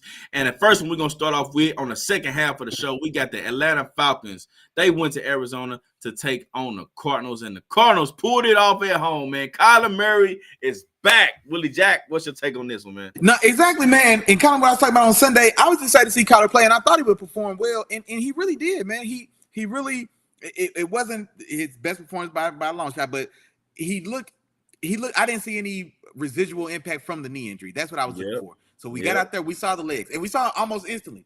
He had the boot out, get away from pressure. He probably ran 20 yards behind the line of scrimmage. He's booting out towards his right and gets a pass off or gets out of bounds, whichever one it was. But so right out the gate, we see that, okay, he's back ready to go. He goes for roughly 250 yards passing, does throw an interception, has 30 yards rushing as well, does get a rushing touchdown. We also get James Conner back in this game as well. And so both those guys making their return, I guess, to the team in the season. He has a pretty solid day himself. 16 carries for 73 yards. He also was out with a knee injury, so he looks to be full-fledged, ready to go. Also, and a big day, man, for the tight end, Trey McBride. Want to shout him out. 8 catches, 131 yards in this one as well. And then, like I said, on the other side of it, man, feels like it was the first time we saw, I think, maybe the noise or somebody finally got in the ear of your dog, Arthur Smith. We finally get your boy Bijan. I was definitely going to touch on that one. Exactly right. And matter of fact, and I'll go ahead and throw it to you, man, because like I said, man, your boy Bijan finally gets the touches, man, and also gets to the paint in this one as well. But but Arizona wins a close one, man. Like I said, it's a 2-point victory at home, and Kyler Murray's welcome back to the team. And first introduction to the season, man, you do that, getting a big win at home. And so, I'm curious to see just kind of where they go to as they finish out this season. This is a team now that's in position. If things play out a certain way, they could have a top 3 pick. And so it's really going to tell us the wins and losses are really going to kind of dictate the future of this team. Are they going to be in position to get a new quarterback and move on for Kyler, or do they miss the quarterback window and have to keep Kyler that way, or do they? I mean, so I'm just kind of curious to see how this season finishes out for these Cardinals. All right, man. And I keep telling you, man, this is going to be my thing moving forward, man. And yes, I'm going to keep it going. Hashtag so what, man. If y'all in the group right now, I need y'all to put in the group hashtag so what. You know what I'm saying? Because hashtag so what, this is my first game back. You know what I'm saying? Yeah. So what? I got to put together a game-winning drive with 2 minutes left on the clock to help my team win this game. So what? Don't none of that matter. None of that matter when you get there, because at the end of the day, Willie Jack, what do I say? You have an opportunity. And Kyler Murray had his opportunity. It didn't matter that this was just his first game back and he was coming off of injury and he didn't get a chance to do this or do that and warm up with the team and have a full training camp. No, he went out there and got the job done, man. So what? Hashtag so what, man. He came out there and did his thing. And I was going to say a lot of the things that you said, Willie Jack. He was back. Didn't like he missed a beat at all. And the two things I want to mention. One, he ran his offense smoother, which ultimately is going to make the offense better. But then we already know Kyler Murray brings a different element, which is his legs, extending plays and being able to make plays off script. So with that alone, I think we're going to see a better Arizona Cardinals team the rest of this year. And then on the other side, I was just going to say, man, he touched the ball 23 times, man. It has to suck being in the news or everybody coming for you because you're not doing what you're supposed to do. You know what I'm saying? He's hearing all those rumblings and people being upset with him and people saying he should get fired. Yeah, you better start using your playmakers. You know what I'm saying? You better, and you still got a chance to get in the playoffs. So you better start doing everything you can to get them guys the ball, or you may be on your way out of here, man, after this season. So big win for the Cardinals, man. First game back for Kyler Murray, man, and it's a good performance for sure. All right. On to the next one, Willie Jack.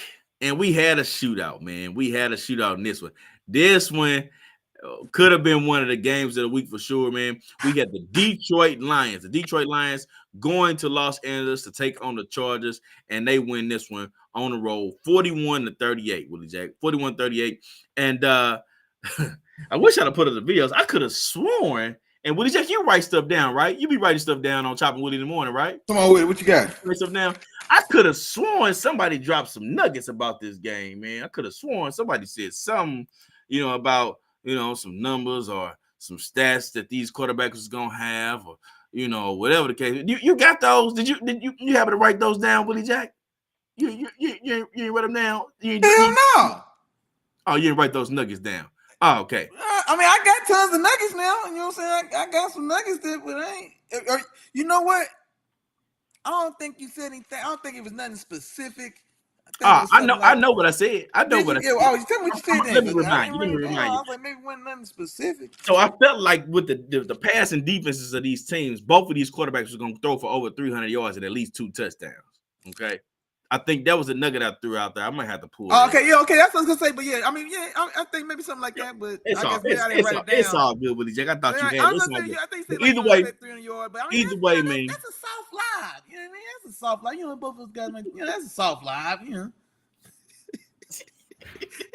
All good. Hey, but look, man, I can actually get on Isaiah's side with this one, man, in terms of the type of game this was, because honestly, this is one I can't really necessarily put on Justin Herbert. I can't put it on Justin Herbert. Oh, man, look, I was going the same place. See this? You can't put it because he did what he was supposed to do. You know what I'm saying? Yeah. Your boy MVP JG came down and scored, put them up, 38-31. Mm-hmm. And Justin Herbert had the answer. He came back down and scored a touchdown. But this was just a matter of who's going to have the ball last. And it ended up being the Detroit Lions. And what they do, they drove down the field. They kick the game-winning field goal as the time expires, and they lose a tough one. But like I said, I can't blame Herbert on this one. This is the one, and I called them out before the game. This is the one where, all right, we need to play from Khalil Mack. We need to play from Joey Bosa. We need to play from any of you guys on defense, man, to help us out here. Nobody's helping us out. Nobody's able to get it done. But again, hashtag so what? So what? My defense ain't stopping nobody. JG goes out there and gets the job done, man. So in the shootout, the Detroit Lions pull this one off, man. Big win for them. And I think Jared Goff definitely puts himself firmly back in the conversation for MVP. And we'll see, that's the thing, too. I don't know if anybody's ever really gave him real consideration besides yours truly. But and then honestly, and then the first week I say that, they wouldn't get smoked by the Ravens. But you know what I'm saying? Like the first time I said they got smoked by the Ravens, then he did bounce back against those Bucks. But not honestly, this is and piggybacking off of what we said earlier with CJ Stroud, with this being such an an off-brand year as far as the MVP race goes, it is a year in which a guy like a CJ Stroud can get talked about. A guy like Jared Goff can maybe get talked about. You know what I mean? So, man, who knows, man? But no, this was a very exciting game. And honestly, man, this is probably one of the top 3 games I feel like I've seen Justin Herbert play. And also for me, it's probably my favorite Justin Herbert game in recent memory. I can definitely say that because he didn't wilt or crumble in the big situation. Because the game could have been over when Jared Goff went down there and scored 38-31.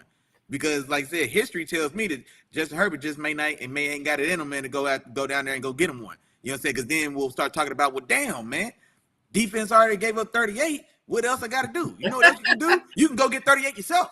And that's what he did. You know what I'm saying? So this definitely was that game. And he had a monster day, man. 320 yards, 4 touchdowns in the air. He did throw the early interception. But just a monster day. And then here's the thing as well, man. Remember back when it was Ron Rivera with the Panthers, man. He was Riverboat Ron. Man, shout out to Double Down Dan. 5 4th down, 2. Hold on. We gotta put some more sauce on that name, dog. My dog just dropped the name for you. My dog just dropped the name for y'all. Y'all better, Double Down Dan. Y'all better stop playing with my dog, Willie Jack, man. Hey, Double Down Dan said, hey, you know what, man? We ain't coming to play around. 4th down, sound like another opportunity to score the ball to me. And so after I think the only one they didn't make all game, I think, was that first one.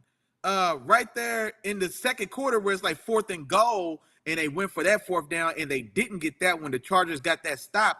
But then they went for it 4 more times and made all 4 of them throughout the course of that game, including that drive that Jared Goff had to get that touchdown for 38. They completed 48. It was a 4th and maybe it was a 4th and 2 or 4th and 3, but they complete that 4th down, and then they end up punching that one in, I believe. And then, Jared Goff came back down, then Justin Herbert came back down and actually tied it. And then, credit to Goff and his gang as well, going back down there, running out that clock, and you leave with 3. Big day on the ground for the Lions as well, man. And I know one of the things we talked about on Sunday, I think you did call out maybe either Bosa or Mack in this game, but I think on Sunday I was saying, like, man, that Lions offensive line is one of the tops in the league. So, man, I don't know if this will be the game that they have the impact, and they definitely showed their worth. David Montgomery, man, he goes 12 for 116 in the touchdown, but the bulk of that, the heavy lifting of that, of course, on a very impressive 75-yard run, man. So, very impressive run. Hits the sideline as well. And I'm not going to lie, man, I ain't know David Montgomery had them long wheels like that. You know what I mean? Like, it got dicey. It was boys on his hips. You know what I'm saying? But he punched it on in. This is where I feel like Willie Jack needs to start listening to me, man. Because I told him that boy was better than Jamal Williams, man. But he ain't want to listen. He ain't want to listen to me, man. He ain't want to listen to me. Man, what? Man, I don't know if that was ever a conversation. No, I tell you one thing. I was surprised they let Jamal Williams go because of just what he meant to that team. He was like the heart of the team type of thing. But yeah, I don't know. I ain't gonna go there with you. I don't remember that one. But no, kudos to him. And then also, man, big day for Jamar Gibbs for sure. 14 for 77 yards, 2 touchdowns in this game as well. And man, he looked damn good. He also broke a long way. And this is another thing as well that I love to see from Dan Campbell. Jamar Gibbs breaks like a 30-yard run or something like that, and gets tackled, or he's going out of bounds at the pylon. They end up marking him out 1 yard short. And I used to hate when I see that they spell the back like, all right, he just had a big run. Somebody else gets his touchdown. Nah, Dan said, no, man, go ahead and get your touchdown. That could have been an easy opportunity, an easy reason to bring in Montgomery to go ahead and finish it off. He's fresh. Let's make sure we punch it in and get it. But I used to just always hate that growing up watching ball, and I was glad to see Dan Campbell go ahead and give it right back to Gibbs. Let him get his touchdown that he worked for, man. You know what I mean? Let him get that. He just broke out 40. He need that tub. Then Amon-Ra St. Brown went crazy in this game as well, 150 yards in the touchdown. And so all said, very productive day for both offenses. Keenan Allen balled, 11 for 175, 2 touchdowns, went up top for one of them. You know what I'm saying? Hey, went to the 5th floor on one of them things, boy, and left somebody on the 3rd, boy, went right over top somebody's right on top of somebody's head in this one, man, and got him one. And so, like I said, man, this is just a great game. This is a very exciting game. I'm normally not even a big fan of like 40-point shootout games, just generally. You know what I mean? I'd much rather 24-21 is my speed. You know what I'm saying? That's the type of football I want to watch generally. But no, this one was just exciting, man. Back and forth football, and I was very impressed by Justin Herbert in this game. I could truly and honestly say that, man. This is the guy. He'd have been this guy for 4 years. He'd be the best guy in the league. You know what I'm saying? Or we could have that talk. You know what I'm saying? If this the guy that he could have been for all these 5 years, whatever it is, and then now it's a legitimate talk about is he the guy in this league? You know what I'm saying? If that's what he could, you know what I'm saying, if that's what he could do. He's in that room. You know what I'm saying? Like we still got Burrow in that room, and you know what I'm saying, you know what I'm saying, and those other guys as well. But he's at least in that room for me. But yeah, nah, man. If he could keep this going, well, excellent game for Herbert, man. Very impressed. For sure. All right, with the Jacket. Let's keep on pushing, man. Divisional matchup, man. We had the New York Giants go to Dallas to take on the Cowboys. Cowboys put a whooping on them boys. I don't know if the Giants even showed up, man. Cowboys win this game 49-17. Willie Jack, go ahead and tackle this one for me real quick. Man, I'll tell you what, man. Dallas beat New York 90-17 this year. You know what I'm saying? When the first they did beat them 40-0. 40-0. It's not, or 89-17 across both these games this year. Like, god dang, man. Godly. And then shout out to Dak, man. Did what he had to do, man. Went out there and balled. 5 touchdowns on the day. 4 in the air, 1 on the ground, 400 yards passing. And really they teed off on them boys, man. I mean, it was a repeat of what we saw, week 2? You know what I'm saying? And so same thing, man. CD Lamb gets the action started. He has a 14-yard end around run in this game. He finishes the game with 11 for 150 and another touchdown in the air as well. Brandon Cooks has a big day, 9 for 173 and a touchdown in this one as well. And so, yeah, man, just Deron Bland wanted to show him out, gets another interception. Doesn't get in the crib, but gets another interception. So wanted to shout him out as well. But this Dallas, man, having their way with the Giants. And then on the other side, Tommy DeVito, Danny DeVito, man, what's your $40 million and the Danny Dimes? Don't matter who was back there. I mean, this is a putrid team offensively, and then honestly, that defense, which has been impressive in spots, but I mean, they just get both times they played Dallas, man, they just get absolutely just ran through, and so a rough day there. Man, yeah, it was 28-0 at half. It was 42-7 at the end of the third quarter. I mean, like I said, the game was over just as fast as this one started, man. But big day for Dallas and the rest of those weapons, though, for sure. Yeah, man, this game is what I call a party game, okay? And if you've been playing sports long enough, you've been a part of these. No matter what sport you play, baseball, football, basketball, soccer, tennis, hockey, pickleball, sand volleyball, doesn't matter. This is what we call a party game. Okay, this is when everybody is involved. This is when everybody's having fun. And this is when the whole team is playing well. You know what I'm saying? No matter what side of the ball, no matter what position you play, everybody's playing well. This is when you take the starters out early and the second guys come in and they playing well. You know, so everybody kicking it. The first string is on the sideline cheering on the second string guys. You know what I'm saying? The guys that don't never get a chance to play, they playing in this game and they end up playing well. This is a party game all the way around, man. They came out doing their thing. They had a good time. They lit the Giants up. The Giants season is pretty much over at this point, man, with the injuries and things like that they suffer. But also just the way that they started. It's been just a rough season in general. And yeah, I'm not gonna spend too much time on Dallas. It's takes care of business. Now they have to regroup and get ready for the following week, man. So Cowboys, they did their thing. And like I said, this is a party game for me.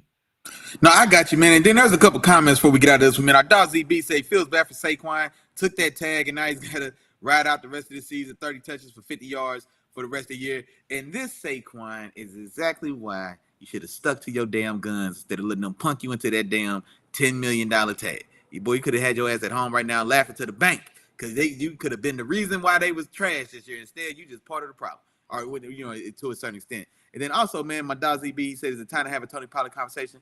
And honestly, I don't think so, man. Last year, he should have been behind Zeke. So we need to free him behind Zeke. That's still accurate and that's still true. Now, this year, Dallas's run game as a whole, it hadn't got going. It just hadn't popped. And so for whatever reason it is, now, like I say, it could be maybe something he's doing or he's not doing. But I don't think that the run game is held back by Tony Pollard like it was held back last year when Zeke was in, is how I was feeling about it.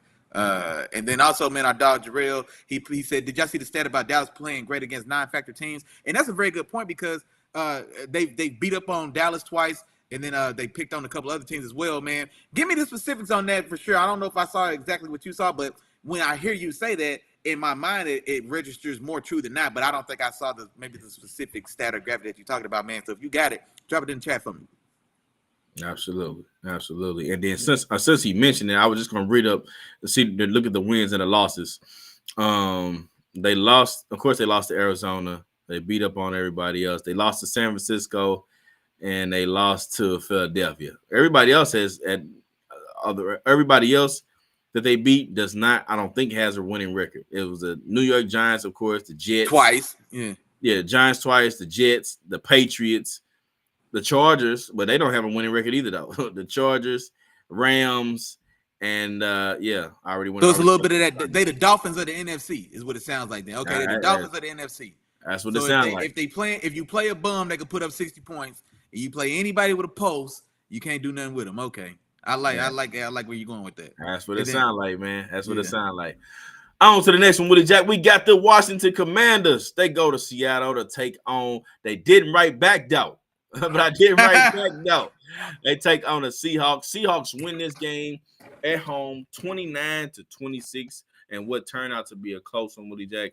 I'll jump into this one first, man. First and foremost, it was a slow start to this game in general. Okay, and it picked up a little bit in the second half. That's when you start to see some of the long plays. You saw the long touchdown by Kenneth Walker up the sideline, and I think me and Willie Jack both thought this was going to be a bigger rushing day for Kenneth Walker. So I think he only had roughly like 60 yards on the ground, but he did have 120 yards from scrimmage because of that long run in the passing game. He took that about 60 yards himself, so he still had over 120 yards from scrimmage.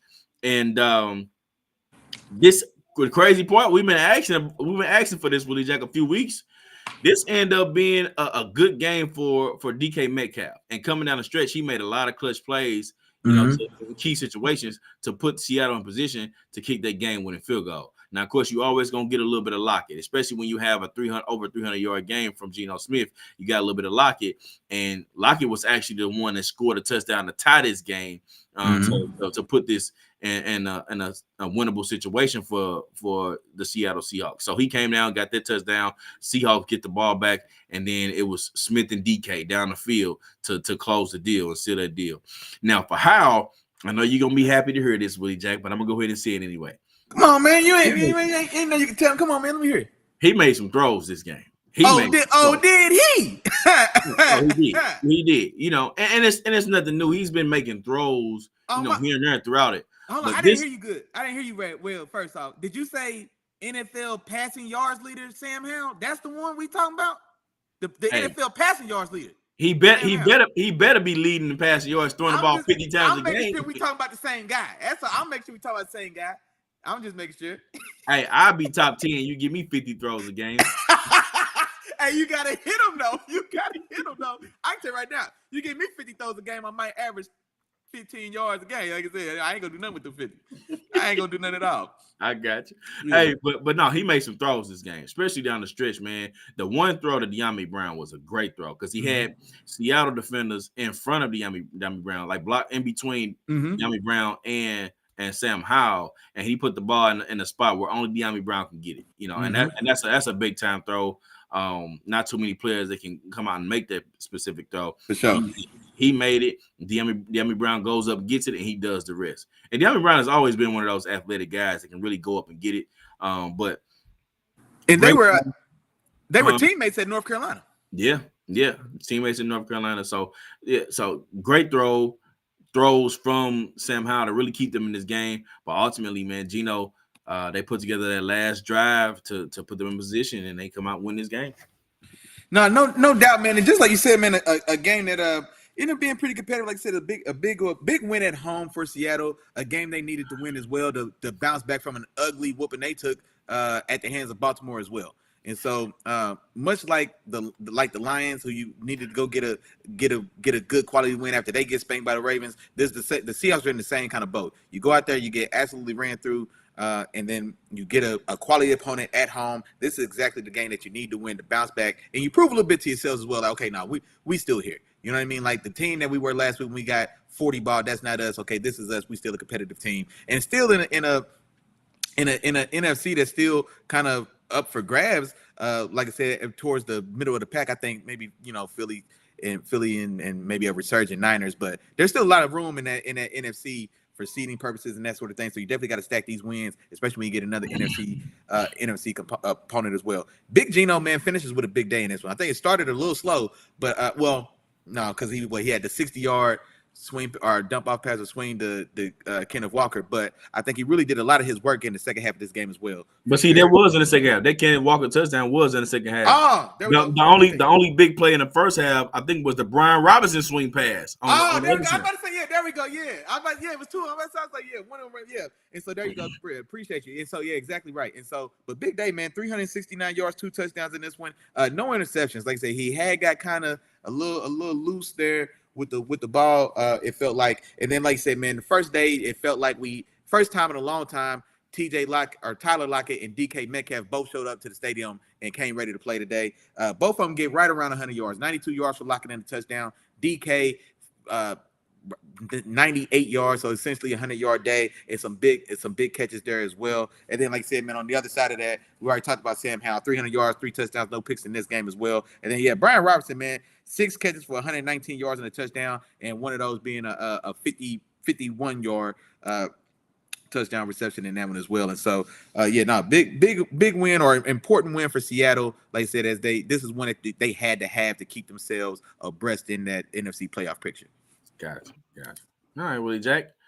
Well, on to the next one, man. On to the next one. We had the New York Jets go to Las Vegas to take on the Raiders for a Sunday night football game, man. And the Raiders end up pulling this one out. They win this one 16-12.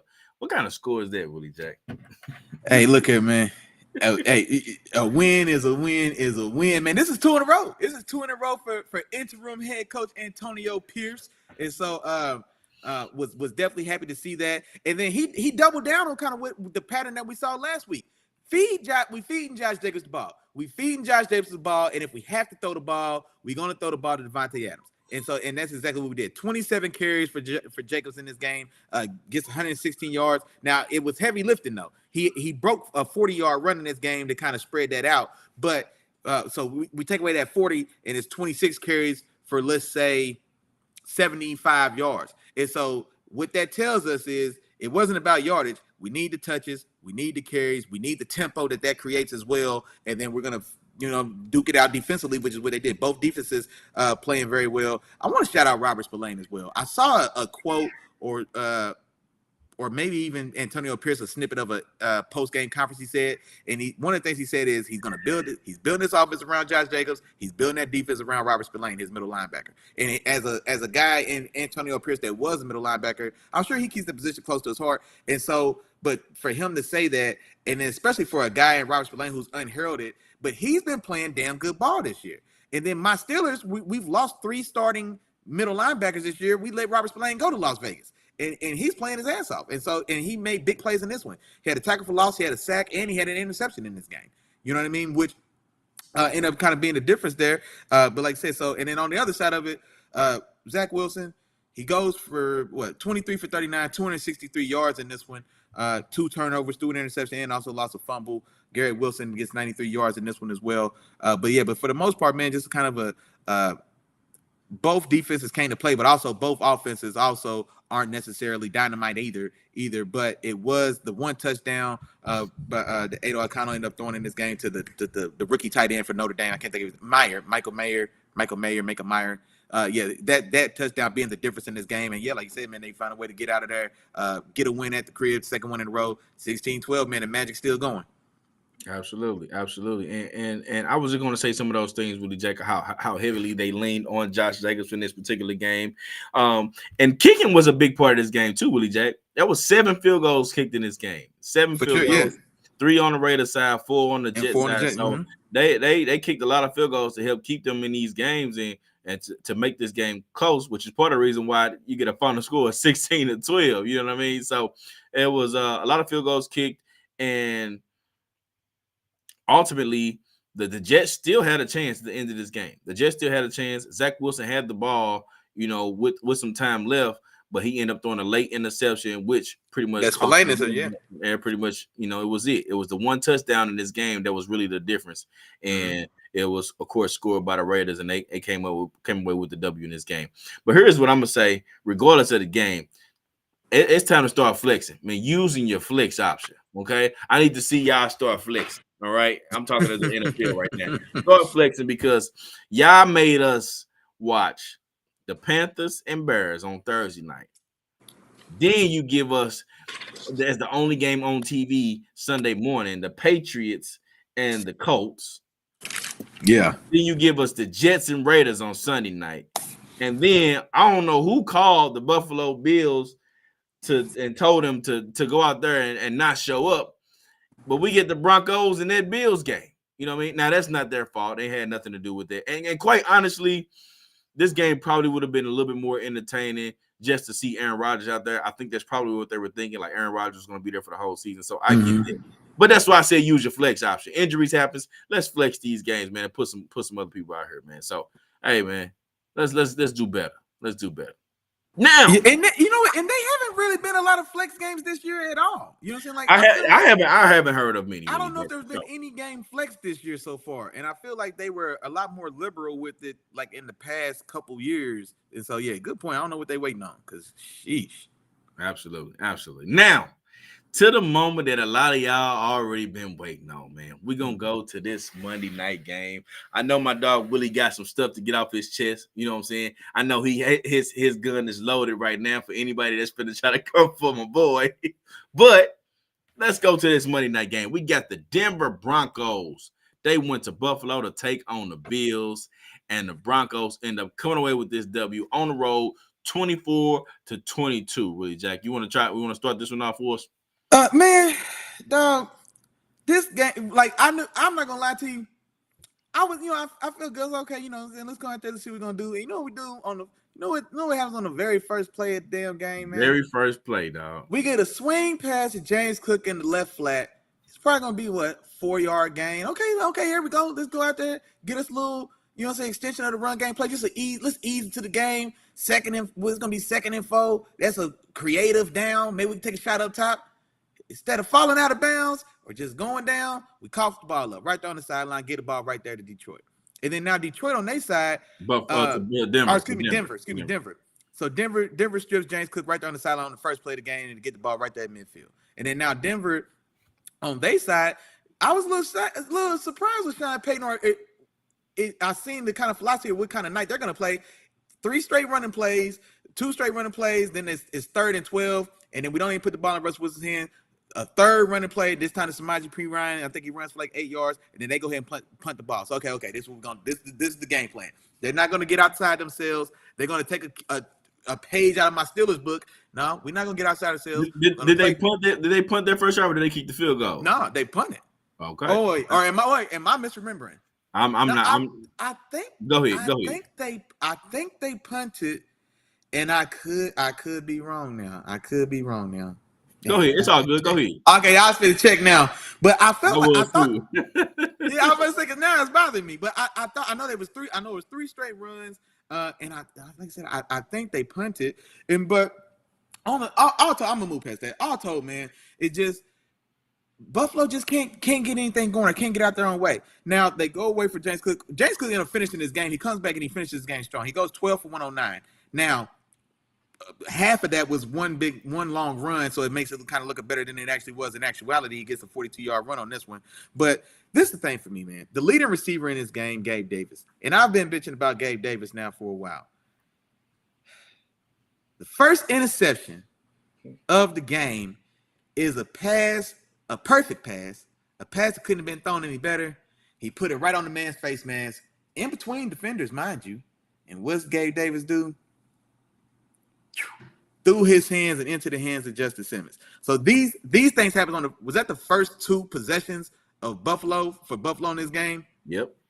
The first 2 possessions of this game. And so it's one of those things, and honestly, and we don't give enough kudos or credence to it, but and it's not to say it's the end all be all, but momentum is a real thing, and this like they just dig themselves in such a hole, and especially for a team that's already you can't shoot yourself in the foot with already when you don't have any bullets in your gun because Ken Dorsey's not dialing it up. There's nothing coming that's gonna Sean Payton in his days, and let's say with Drew Brees in New Orleans. If things are just a little stagnant, I've got something in the tuck.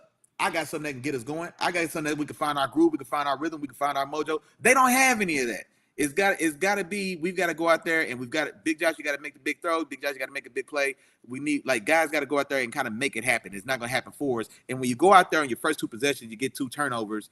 I mean, it just sets the tone for the night. And then on Denver's side of it, man, they really played it patient. Let's sit back, let Buffalo kind of self-destruct, and just slow and steady. Let's slow and steady win this race. Russell Wilson, to his credit, and you know what? Kudos to Chop, because Chop has been he's kind of dropped Russell's name here these last few weeks. Hey, man, it's not all bad now for Russ, man. He's playing a little better than everybody wants to talk about Russ, just quietly, and he did. And he's 24 for 29, only 193 yards, 2 touchdowns in this game. 30 rushing yards is what got his legs going. And then, like I said, the dedication to the run game. Like I said, they really just were. It was. I don't expect to see this style of ball from Sean Payton, but 21 rush attempts for Javonte Williams, only 71 yards. He does get 30 yards receiving in the touchdown, so he has 100 yard total yards that day. Cam Sutton, an incredible touchdown catch on the sideline. This was another flash of just kind of old school Russ, kind of booting out, got to scramble. I got to throw one all the way to the opposite pylon on the opposite side of the field, and then kudos to Cameron Sutton, man. Not only making the catches is difficult enough, but finding a way to get his feet in, both of them, on that touchdown catch, incredible. And so, yeah, man, like I said, man, the Denver went out there slow and steady, did what they had to do, and then Josh and his Bills offense, 15 for 26, 177 yards, does throw 1 touchdown, rushes for 1, has the 2 interceptions. Latavius Murray has a showing in this game, 1 touchdown. Stephon Diggs held in check, 3 catches for 34 yards in this game, and just an ugly night all the way around, man, for the Buffalo Bills, who still find a way to only lose this game by 2 points, as poorly as it was played. Did you say Patrick Surtain? Is that what you said? Oh, who that? Oh, I thought you said Patrick Surtain or something like that on Diggs. My fault. Just it might have been. It might have been. I'm gonna tell you. I'm gonna jump into this game, man, and I'm also gonna jump back a little bit into Ken Dorsey, as we talked about at the top of the show, and the reason why I feel like the timing was a little off for me. Okay, first and foremost, my interpretation of the Buffalo Bills in this particular game is they didn't want it. They didn't want it. Nobody showed up to play at all. Period. You know what I'm saying? Like. It's crazy because I don't know if you remember me saying this too, Willie Jack. I said, hey, man, if Denver was at home, I'd probably be tempted to pick Denver in this game. But don't be surprised if this game end up being close because of the style of ball that the Denver Broncos was playing. But I couldn't do it because I just felt like the Broncos were going to be able to put it together and just be able to make too many plays for the Denver Broncos team. But here we go. We're on the other side right now. Hindsight is 2020, as my dog Willie Jack always says. And the Broncos are winning this game. Okay. But this is why I say Ken Dorsey was just a scapegoat in this situation. All right. You already talked about the first play of the game. All right. The fumble. Okay. Not that there was nothing wrong with the play call there. That was just a player error. Second drive, ball right through the hands of Gabe Davis. He's open. Player error. All right. Then you get the next drive, a 3rd down drop by Kincaid right through his hands. Another player error. All right.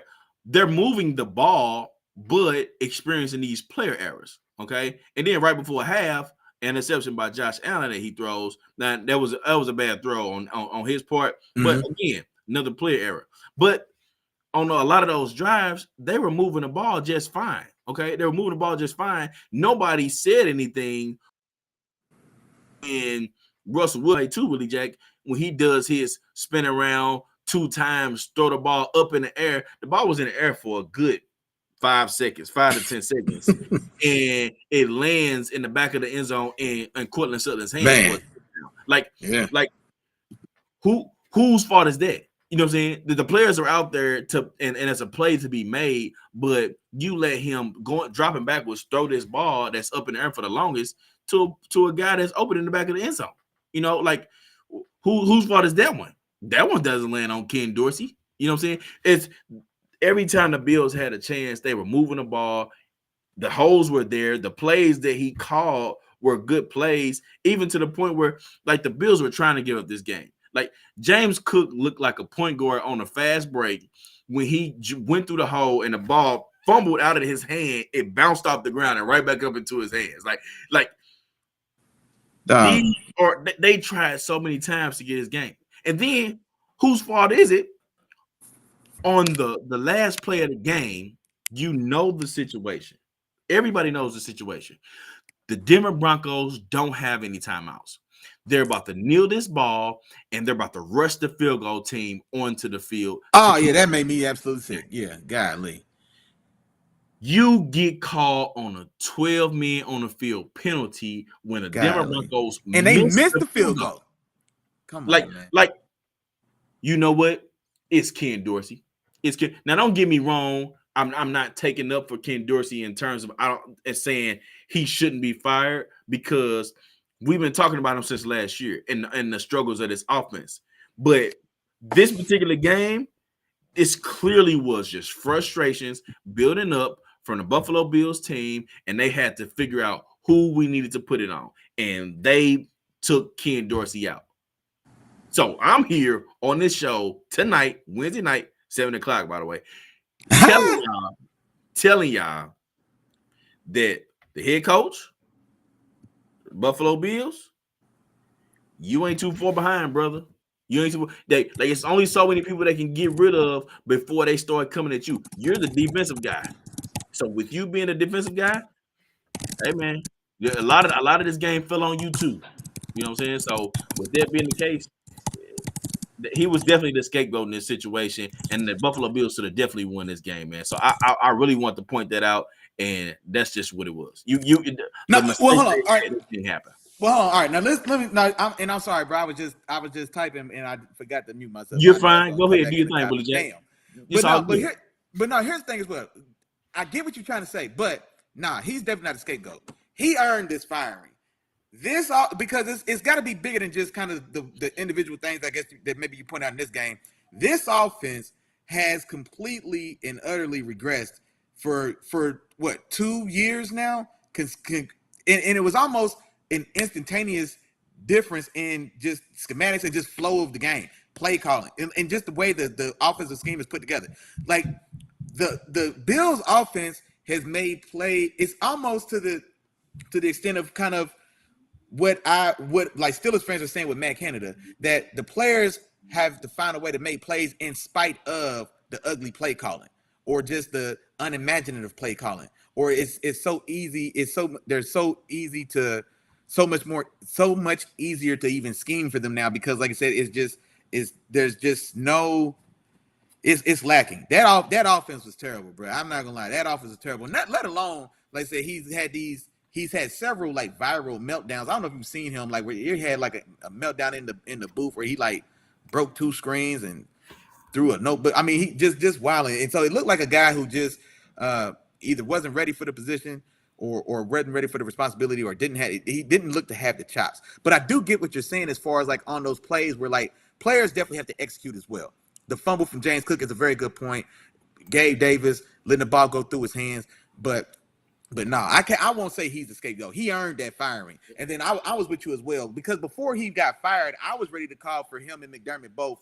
It's time to have those conversations. Well, I was ready for him to go, and it's time to have that talk about McDermott. But much in the way that we saw with Mike McCarthy and Kellen Moore, the OC goes first for sure. And then, saying we get a head coach the benefit of the doubt, see if he can fix the problem, right the ship type of thing. But I definitely think, like I said, and we can't forget as well, McDermott re-upped earlier this year as well. So they signed him to a new deal at the beginning of this year. So I definitely think he's going to get, especially on the heels of the new deal, I definitely think he's going to get next year to show something. I don't know who he's going to bring in. I know Joe Brady is going to take over the play calling duties now going forward for the rest of the season. Joe Brady, who spent time with the Saints, and then I think he was also the offensive coordinator for Joe Burrow at LSU, if I'm not mistaken. And my dog, brother Red slid in this thing, man. I see you in the chat, man. No Vultures of Podcast in the building, man. I appreciate you, big dog. And man, help me out, man. If you know, I want to say Joe Brady was the offensive coordinator at LSU when Joe Burrow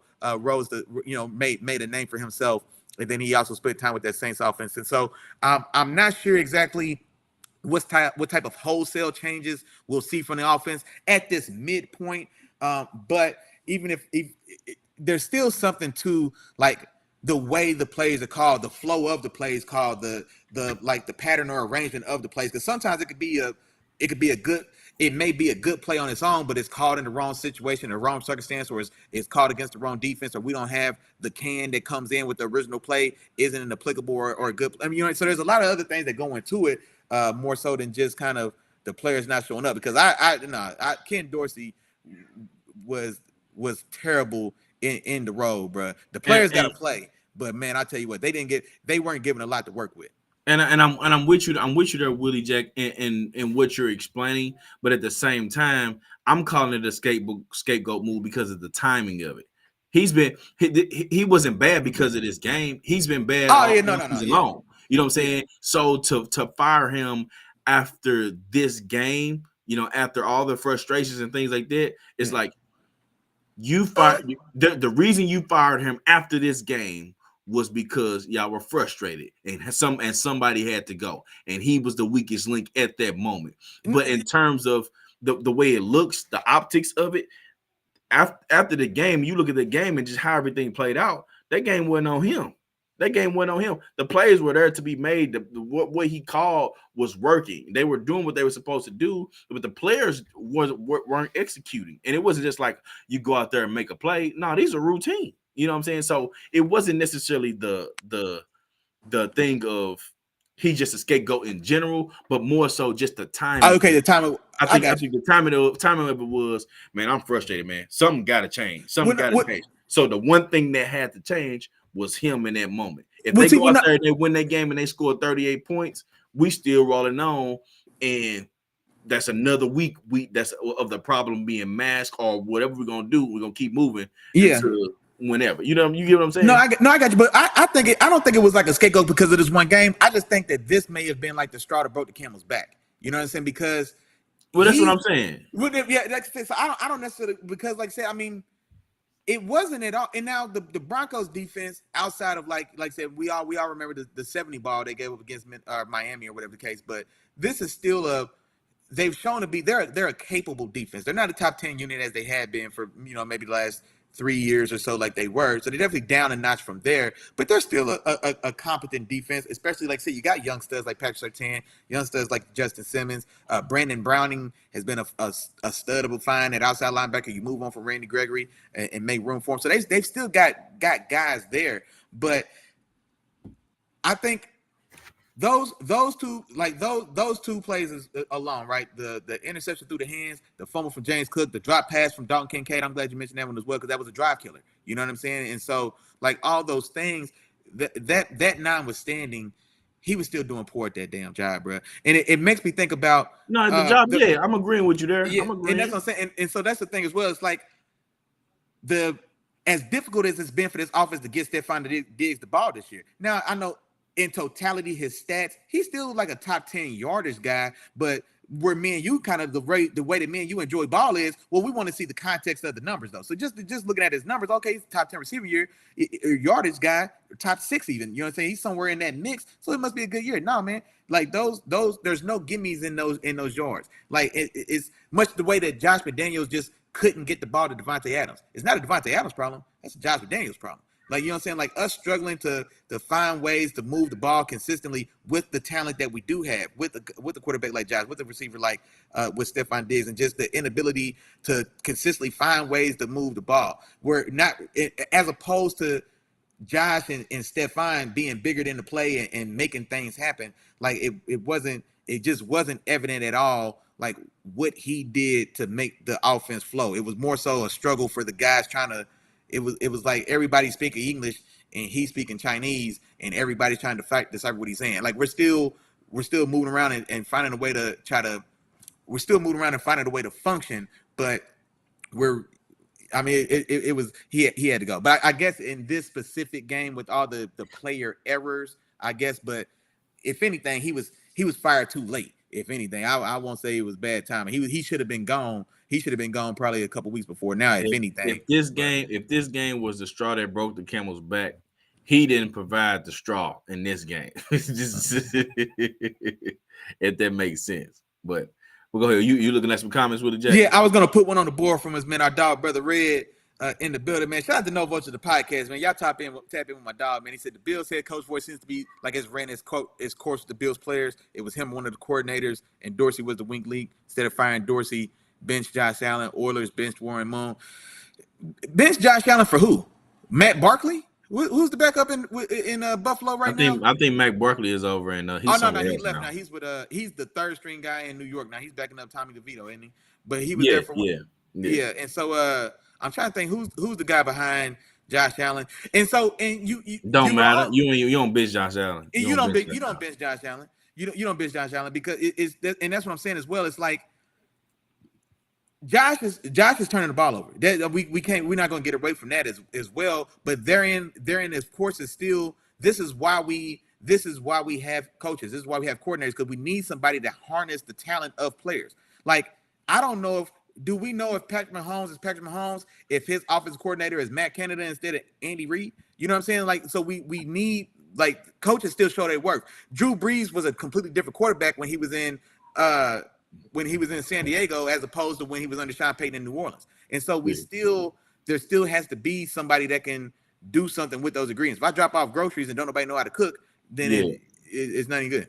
I'm just calling Brian Flores about telling him about the Bills job. Oh yeah, hey, let him know, man. Let him know it might be. Yeah. Hey, B, what's going on, bro? It's gonna be a job opening in Buffalo, man. Hey, you might be a great candidate for that job. All right, yeah, I'll holler at you later. Yeah, that was Brian Flores. Hey, no, hey, I tell you what, and well, I want B Flow to get a job as well, and I think he definitely will. But that ain't the spot I want to see B Flow, because I don't want them to go. I don't think that's the move that they would maybe make, because it'd be two defensive guys kind of back to back. I think they if anything, the next move is going to be a move specific to what do we got to do to rein in and to maximize the talent of our young gunslinger and Josh Allen. The guy I want to see, man, I want to see the OC in Detroit. I want to see the OC in Detroit go to Buffalo. I can't think of his name right now, man. I've been waiting to drop his name. Ben Johnson. Ben Johnson, my dog. I want to see Ben Johnson in Buffalo, man. I know I haven't got to drop his name yet. It's been a while, so we kind of talked about, prospective coaches and things, but that's the guy I want to see in Buffalo, man. I want to see Ben Johnson in Buffalo, or a guy of that ilk. I think it makes more sense for them to maybe try to lean into, like I said, somebody for Bill, and maybe try to keep Diggs from letting the front office know that he ain't trying to be there no more as well, man, because those grumblings are going on also. Gotcha. All right, Willie Jack, man. All right, well, we went through each and every game, man. Went through each and every game for this week. Of course, we got to jump into the Thursday night game, but before we do that, real quick, Willie Jack, we had a couple Performer of the Week predictions, man. So what I want to do is I want to run back our Performer of the Week predictions, and then we give a little second on them, and then also just let me know who was actually your Performer of the Week this week, man. So I'm gonna play this first one, and we're gonna see what's going on here. And I got the 49ers win this one 27-20. This is also part of the reason why my Performer of the Week is going to be Brock Purdy this week, because I got faith in Brock Purdy. I think Brock Purdy can come out here and make a difference, regardless of the last 3 games that have been played that have been, a little bit rocky. I think he can come out, he can take care of business, he can help this team get to that W and make the plays necessary down the stretch of this particular game. So give me the 49ers in this game, 27-20, and Brock Purdy comes out, he throws for 300 yards, and he gets 3 touchdowns. 300 yards, 3 touchdowns for Brock Purdy in this game. He shows up and shows that he's fully capable of making a difference for the 49ers team. Ooh, hey, my dog was spot on that one. You know what I'm saying? Hey, spot on that one, boy. Hey, I was 4 yards short, but hey, man, we're gonna count that. Man, look, you sitting there counting the pennies, man. My dog had it now. Yeah. Hey, right on point. You know what I'm talking about? Right on point, man. If you don't listen to Chop Willie in the morning, I don't know what you're doing. Hey, I don't know what's going on. You see what my dog got going on. All right. Let's see what you had going on, Willie Jack. Let's read it. You ain't gotta play mine. You ain't got. Why you want to play mine? You ain't got. Go ahead. Oh man, that's crazy. Okay, but my player of the week, man, I went C-Mac, man. I think with Big Nasty coming back on that left side of that line, man, and Trent Williams, then also getting Debo back, and like I said, and then they're coming off their bye week. They've had an extended time. C-Mac's got to rest his legs, man. I think C-Mac and just that offense, because I think the problem's been like with missing some of those weapons. I think we're going to get back to traditional San Francisco Kyle Shanahan offense, running through the best in the business, running through C-Mac, and let's ease Brock Purdy back into it, man, because he's had a rough go of it these last few weeks. And so I've got C-Mac with 150 total yards and 2 touchdowns in this game. All right. But hey, what he said, you ain't do bad though. I mean, the yards, like the game, his game. He had it 140. High with thought. Yeah, he had roughly 100 rushing, roughly 50 receiving. He just didn't get in the paint. You know what I'm saying? He just didn't get in the paint like I wanted him to. That's all, man. Yeah. Hey, but you was on point though. You was heading in the right direction. So with that being said, Willie Jack, who was actually your performer of the week this week, man? Who you want to call out? Who was your performer of the week this week? And you know what, man? I think I gotta give it to Dak Prescott, man. 5 touchdowns, 4 of them in the air, man, 1 on the ground, and really just went out there and just pummeled the Giants for the second time this year. But no, man, 400 yards. 4 touchdowns in there, like I said, another rushing touchdown on the ground, and he spread it around, man. 150 yards to CeeDee Lamb, 180 yards to Brandon Cooks. You know what I'm saying? When the last time we seen him have a day like that? And so yeah, just a all around awesome performance from Dak.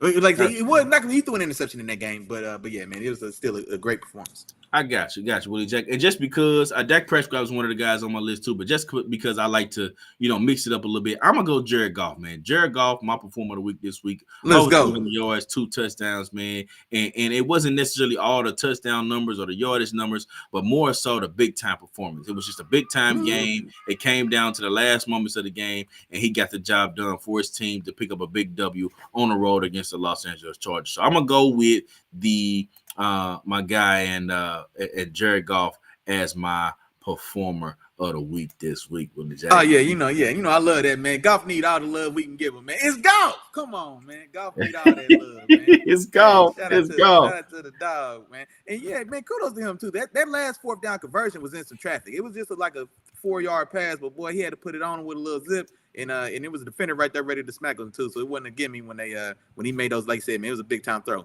Gotcha. RB made several big time throws in the game.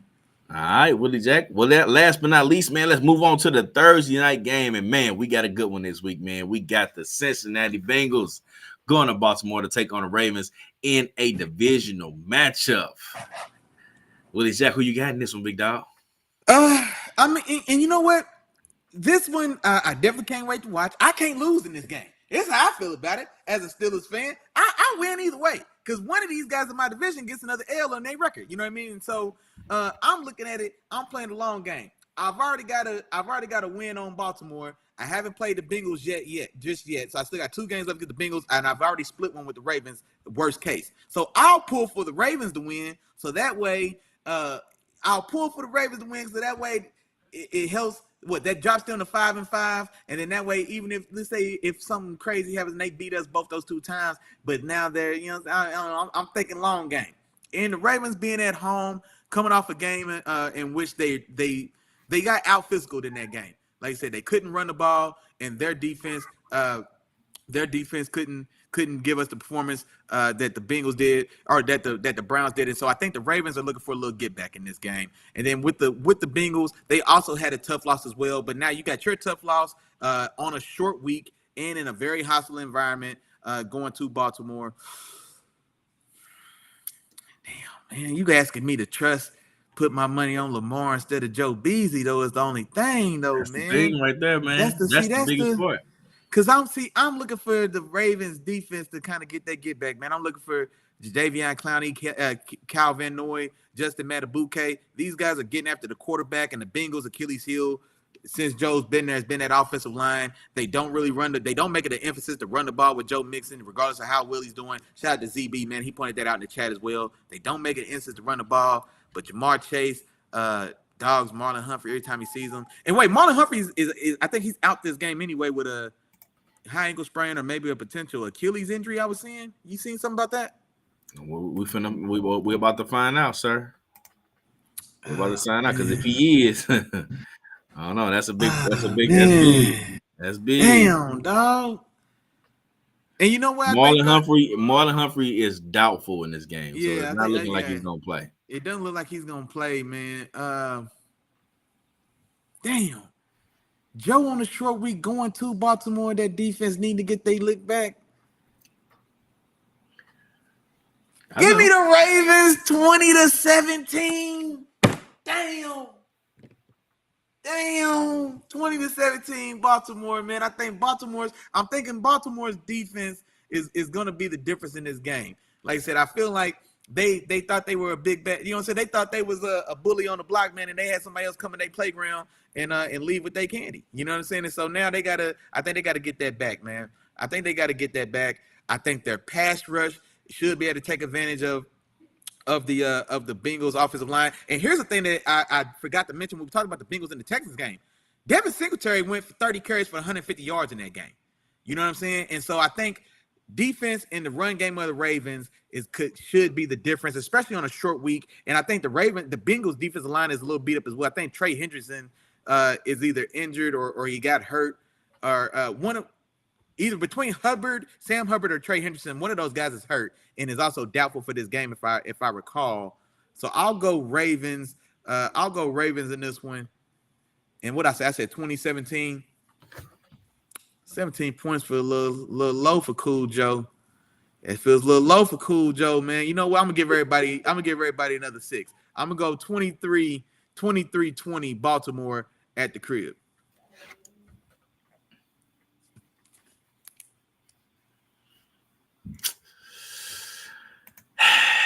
Willie Jack. Yeah, this is a tough one for me too, man. You're making me start to think differently. Okay, so here's my thing, man. Here's my original, just the way I play out the game. And you mentioned some of the things I was gonna mention, and how rough that Cincinnati rush defense was last week against the Houston Texans and Devin Singletary. Devin Singletary hasn't done anything all season, but sometimes you gotta think, man. Maybe this is a game plan. Maybe that was a scheme thing, because it's like, if you go into a game defensively or as a defensive coordinator, you say, all right, I'm not necessarily worried about the run, and a team come out and does this, that's one thing. But if you go out and you concentrate or you focus on the run and then they end up running the ball down your throat, that's a different thing. You know what I mean? So that's something I've been thinking about in terms of how Cincinnati is going to prepare for the Baltimore Ravens in comparison to how they prepared for the Houston Texans last week. The other part of that is also what you mentioned, the Baltimore Ravens. They've been getting out the quarterback. I said they led the league in sacks this year. You know, so with them leading the league in sacks and the Cincinnati Bengals always getting pressure, you know, that's one thing. But here's the one thing, and I learned this in the Super Bowl, is no matter how well the matchup looked in that Super Bowl in terms of the Philadelphia Eagles as a whole versus Pat Mahomes, it didn't matter to Patty. None of that mattered. Hey, all so, of that hey, was no, you know out what of the you just window. said? When you got one of them ones. When you got one of them ones. Come on, man. Let's go. Hey. And then on top of that, his back is against the wall. Yeah, man. Give me Joe Burrow, man. Joe Beasley. Give me Joe Beasley in this game. It's going to be a good one, though. I got 24-23, the Cincinnati Bengals on the road win this game by 1 point, man. 24-23, Bengals over Ravens. And see, that's I felt the same way. Like, man, I'm not gonna take Joe. You know, I'm gonna take Lamar over Joe. But then I was like, man, it's just that I don't know, man. His back against the wall, man. When you got a guy with his back against the wall, he ain't gonna do nothing but come out swinging, and he gonna come out on top, man. Like, you can't hold a real one down. That's the truth. No, that's a fact. When you got can't hold a real one down, man. You try to drown. You trying to drown a real one, he gonna come out on top. You know what I'm saying? And you know, hey, check me out, bro. I'll tell you another thing too. Why I think Baltimore wins this game. I definitely think as a team, I think they go for like 250 rush yards in this game. I think this is a game that we haven't seen Lamar Jackson. Lamar hasn't went full-fledged Lamar all year. Like, we haven't seen just a dominant rushing game for Lamar. I'm talking like 16 carries for 130 yards and 2 touchdowns. Like, I think this is the type of game we get from Lamar. I think Keaton Mitchell, between Keaton Mitchell, Gus Edwards, and Lamar Jackson, I think this 3 kind of headed tandem, I'm looking for these guys to have 40 carries in this game. Like if I'm Baltimore, that's what I want to do anyway. You know what I'm saying? I want to slow the game down. I want to take the ball out of Joe's hands. I want to let our defense beat on Joe. You know what I mean? You know what I'm saying? So I think this is going to be a very big team rushing game from Baltimore. Even though the points, I don't think neither of us really have the kind of either team lighten up the scoreboard. But I really do think that Baltimore is going to make it an emphasis to kind of get back to like let's ride. You ride the horse that got you here. You know what I'm saying? Like. My dog Chop been telling y'all, man, look, y'all want to be so pretty, go play in the mud. You know what I'm saying? Baltimore wants to be Kansas City. They want to be old Kansas City. They don't want to be this year's Kansas City. Baltimore wants to be prime Kansas City. Well, you're not. Go out there and get dirty, man. Go out there and get your nose bloody. You know what I'm saying? Do what y'all know how to do. And I think this is a perfect game that they can return to that. Especially when you see Devin Singletary just chew them boys up for 150 yards on 30 carries. And they got to be looking like, shit, that's what happened last week with Devin Singletary. Wait till we let Lamar and Gus Edwards and Keith Mitchell run at these boys. That's what I would be thinking. So here's the other thing to that too. T. Higgins is out. Oh yeah, that as well. And then we seen Tyler Boyd ain't worth the jersey on his back, dropping that down wide open touchdown. That was one play. Tyler Boyd did have a good game, but that was one play. That was a big drop. Came on, Chop. That was a big drop. Until the lights came on, Chop. Hey, that was a big drop. That was a big drop.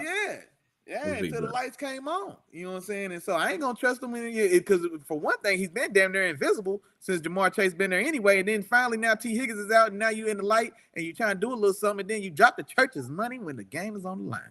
Yeah. Hey, but Marlon Humphrey out too. That could mean hey, that might help this game. If Marlon's on the field, I might have win Bengals. Because that means Jamar is gonna have a day. He just has it. He sees when he sees 44 in black and purple, he just knows he's going crazy. And so now he ain't even out there. So now we'll see what they do. But yeah, man, I think the Ravens get back to Ravens football, man. I think they're gonna really try to make this one ground and pound and make this one ugly and let that defense beat up on Joe. Okay. Well, Willie Jack, there you have it, man. We came, yes, sir. We saw, we conquered, man. We went through each and every game from week 10. And we gave you a Thursday night preview. Willie Jack, I think it's about time. Wrap us on up, man. We're a little bit past 9, man. Hey, there it is, man. That's it. That's all, man. You know what it is, man. Let's see who was in this thing, man. First off, one more time, man. Shout out to my dog ZB, our favorite coworker, was first through the chat today, man. We appreciate you. Day one game, Jarrell was right behind him as always, man. The fam band was in the building. I know I see my mom's in here. I know I see Auntie in here. Man, our dog, man, Miles is in the building, man. Shout out to Price Second Precision Paint. For sure, wifey and sis was in the building as well. Shout out to Miss Boyce, no doubt. Man, I'm looking for you. Oh man, shout out to my dog, Brother Red and No Vultures, the podcast. One more time, man. Y'all tap in and shop with my dog, man. Now a lot of good, interesting content over there, man. Does anybody get the game ball? Anybody get the game ball? You know what? I'm gonna give you a game ball as well. Now let me think about it. Jeff, man, I play for Himalaya, man. Jeff slid through us on this thing as well, man. We appreciate you, man. My dog came through the building. I didn't even recognize. I seen the name Victor Tober was in the chat. For now, if you see Victor Tober in the chat, that's my dog, man. That's my trainer at the gym. That's my dog, man. We get it in on Mondays, man. He came in and hollered at me, man. So I appreciate the love, homeboy. Game ball. It was real tight, man. I think it was real tight. ZB and Day One Game Real both had. They be in the building, dog. They be in the building. Shout out to y'all, man. Shout out to y'all. In the building. Matter of fact, man. Which one of y'all said hashtag Bigger Josh? That was ZB. That was ZB. All right. Mac to Mac, man. ZB, I'm gonna give you the slight edge for hashtag Bigger Josh. Cause that was that. Hey man, that took me out, man. I wasn't ready for that. First off, my dog Chop come in here. He give it big Josh to Josh Dodds, the boy that played for 2 weeks, and I was like, damn man, that's already you can get 2 games and beat Big Josh. And then my dog come in right on time. He said hashtag Bigger Josh. Boy, took me out of there, man. So shout out to you, ZB, man. Game ball, man, for sure. But hey, there you have it, man. I know we went a little late this time, man, or we went a little late tonight. We appreciate our love support, man. We appreciate the chat. Y'all know what's going on, man. It's gonna be short and sweet. We're gonna get up out of here. We're gonna go ahead and get right to it. Y'all know what's gonna happen, so feel free to say it with me at home. If I forgot to say your name, damn my bad, but charge it to my head. Do not charge it to my heart. You know we thinking about you, big dog. Appreciate all the love and support. Oh, man, look at this. ZB, send him home with something to think about tonight, big dog. Go ahead and send him home. He said he went out of the room on the trophy show. So he said, jab back, baby. Somebody jab back. And with that, we at this thing, man. Sunday, 10 o'clock, man. Be there at B Square. And we will see y'all then. Peace. Peace.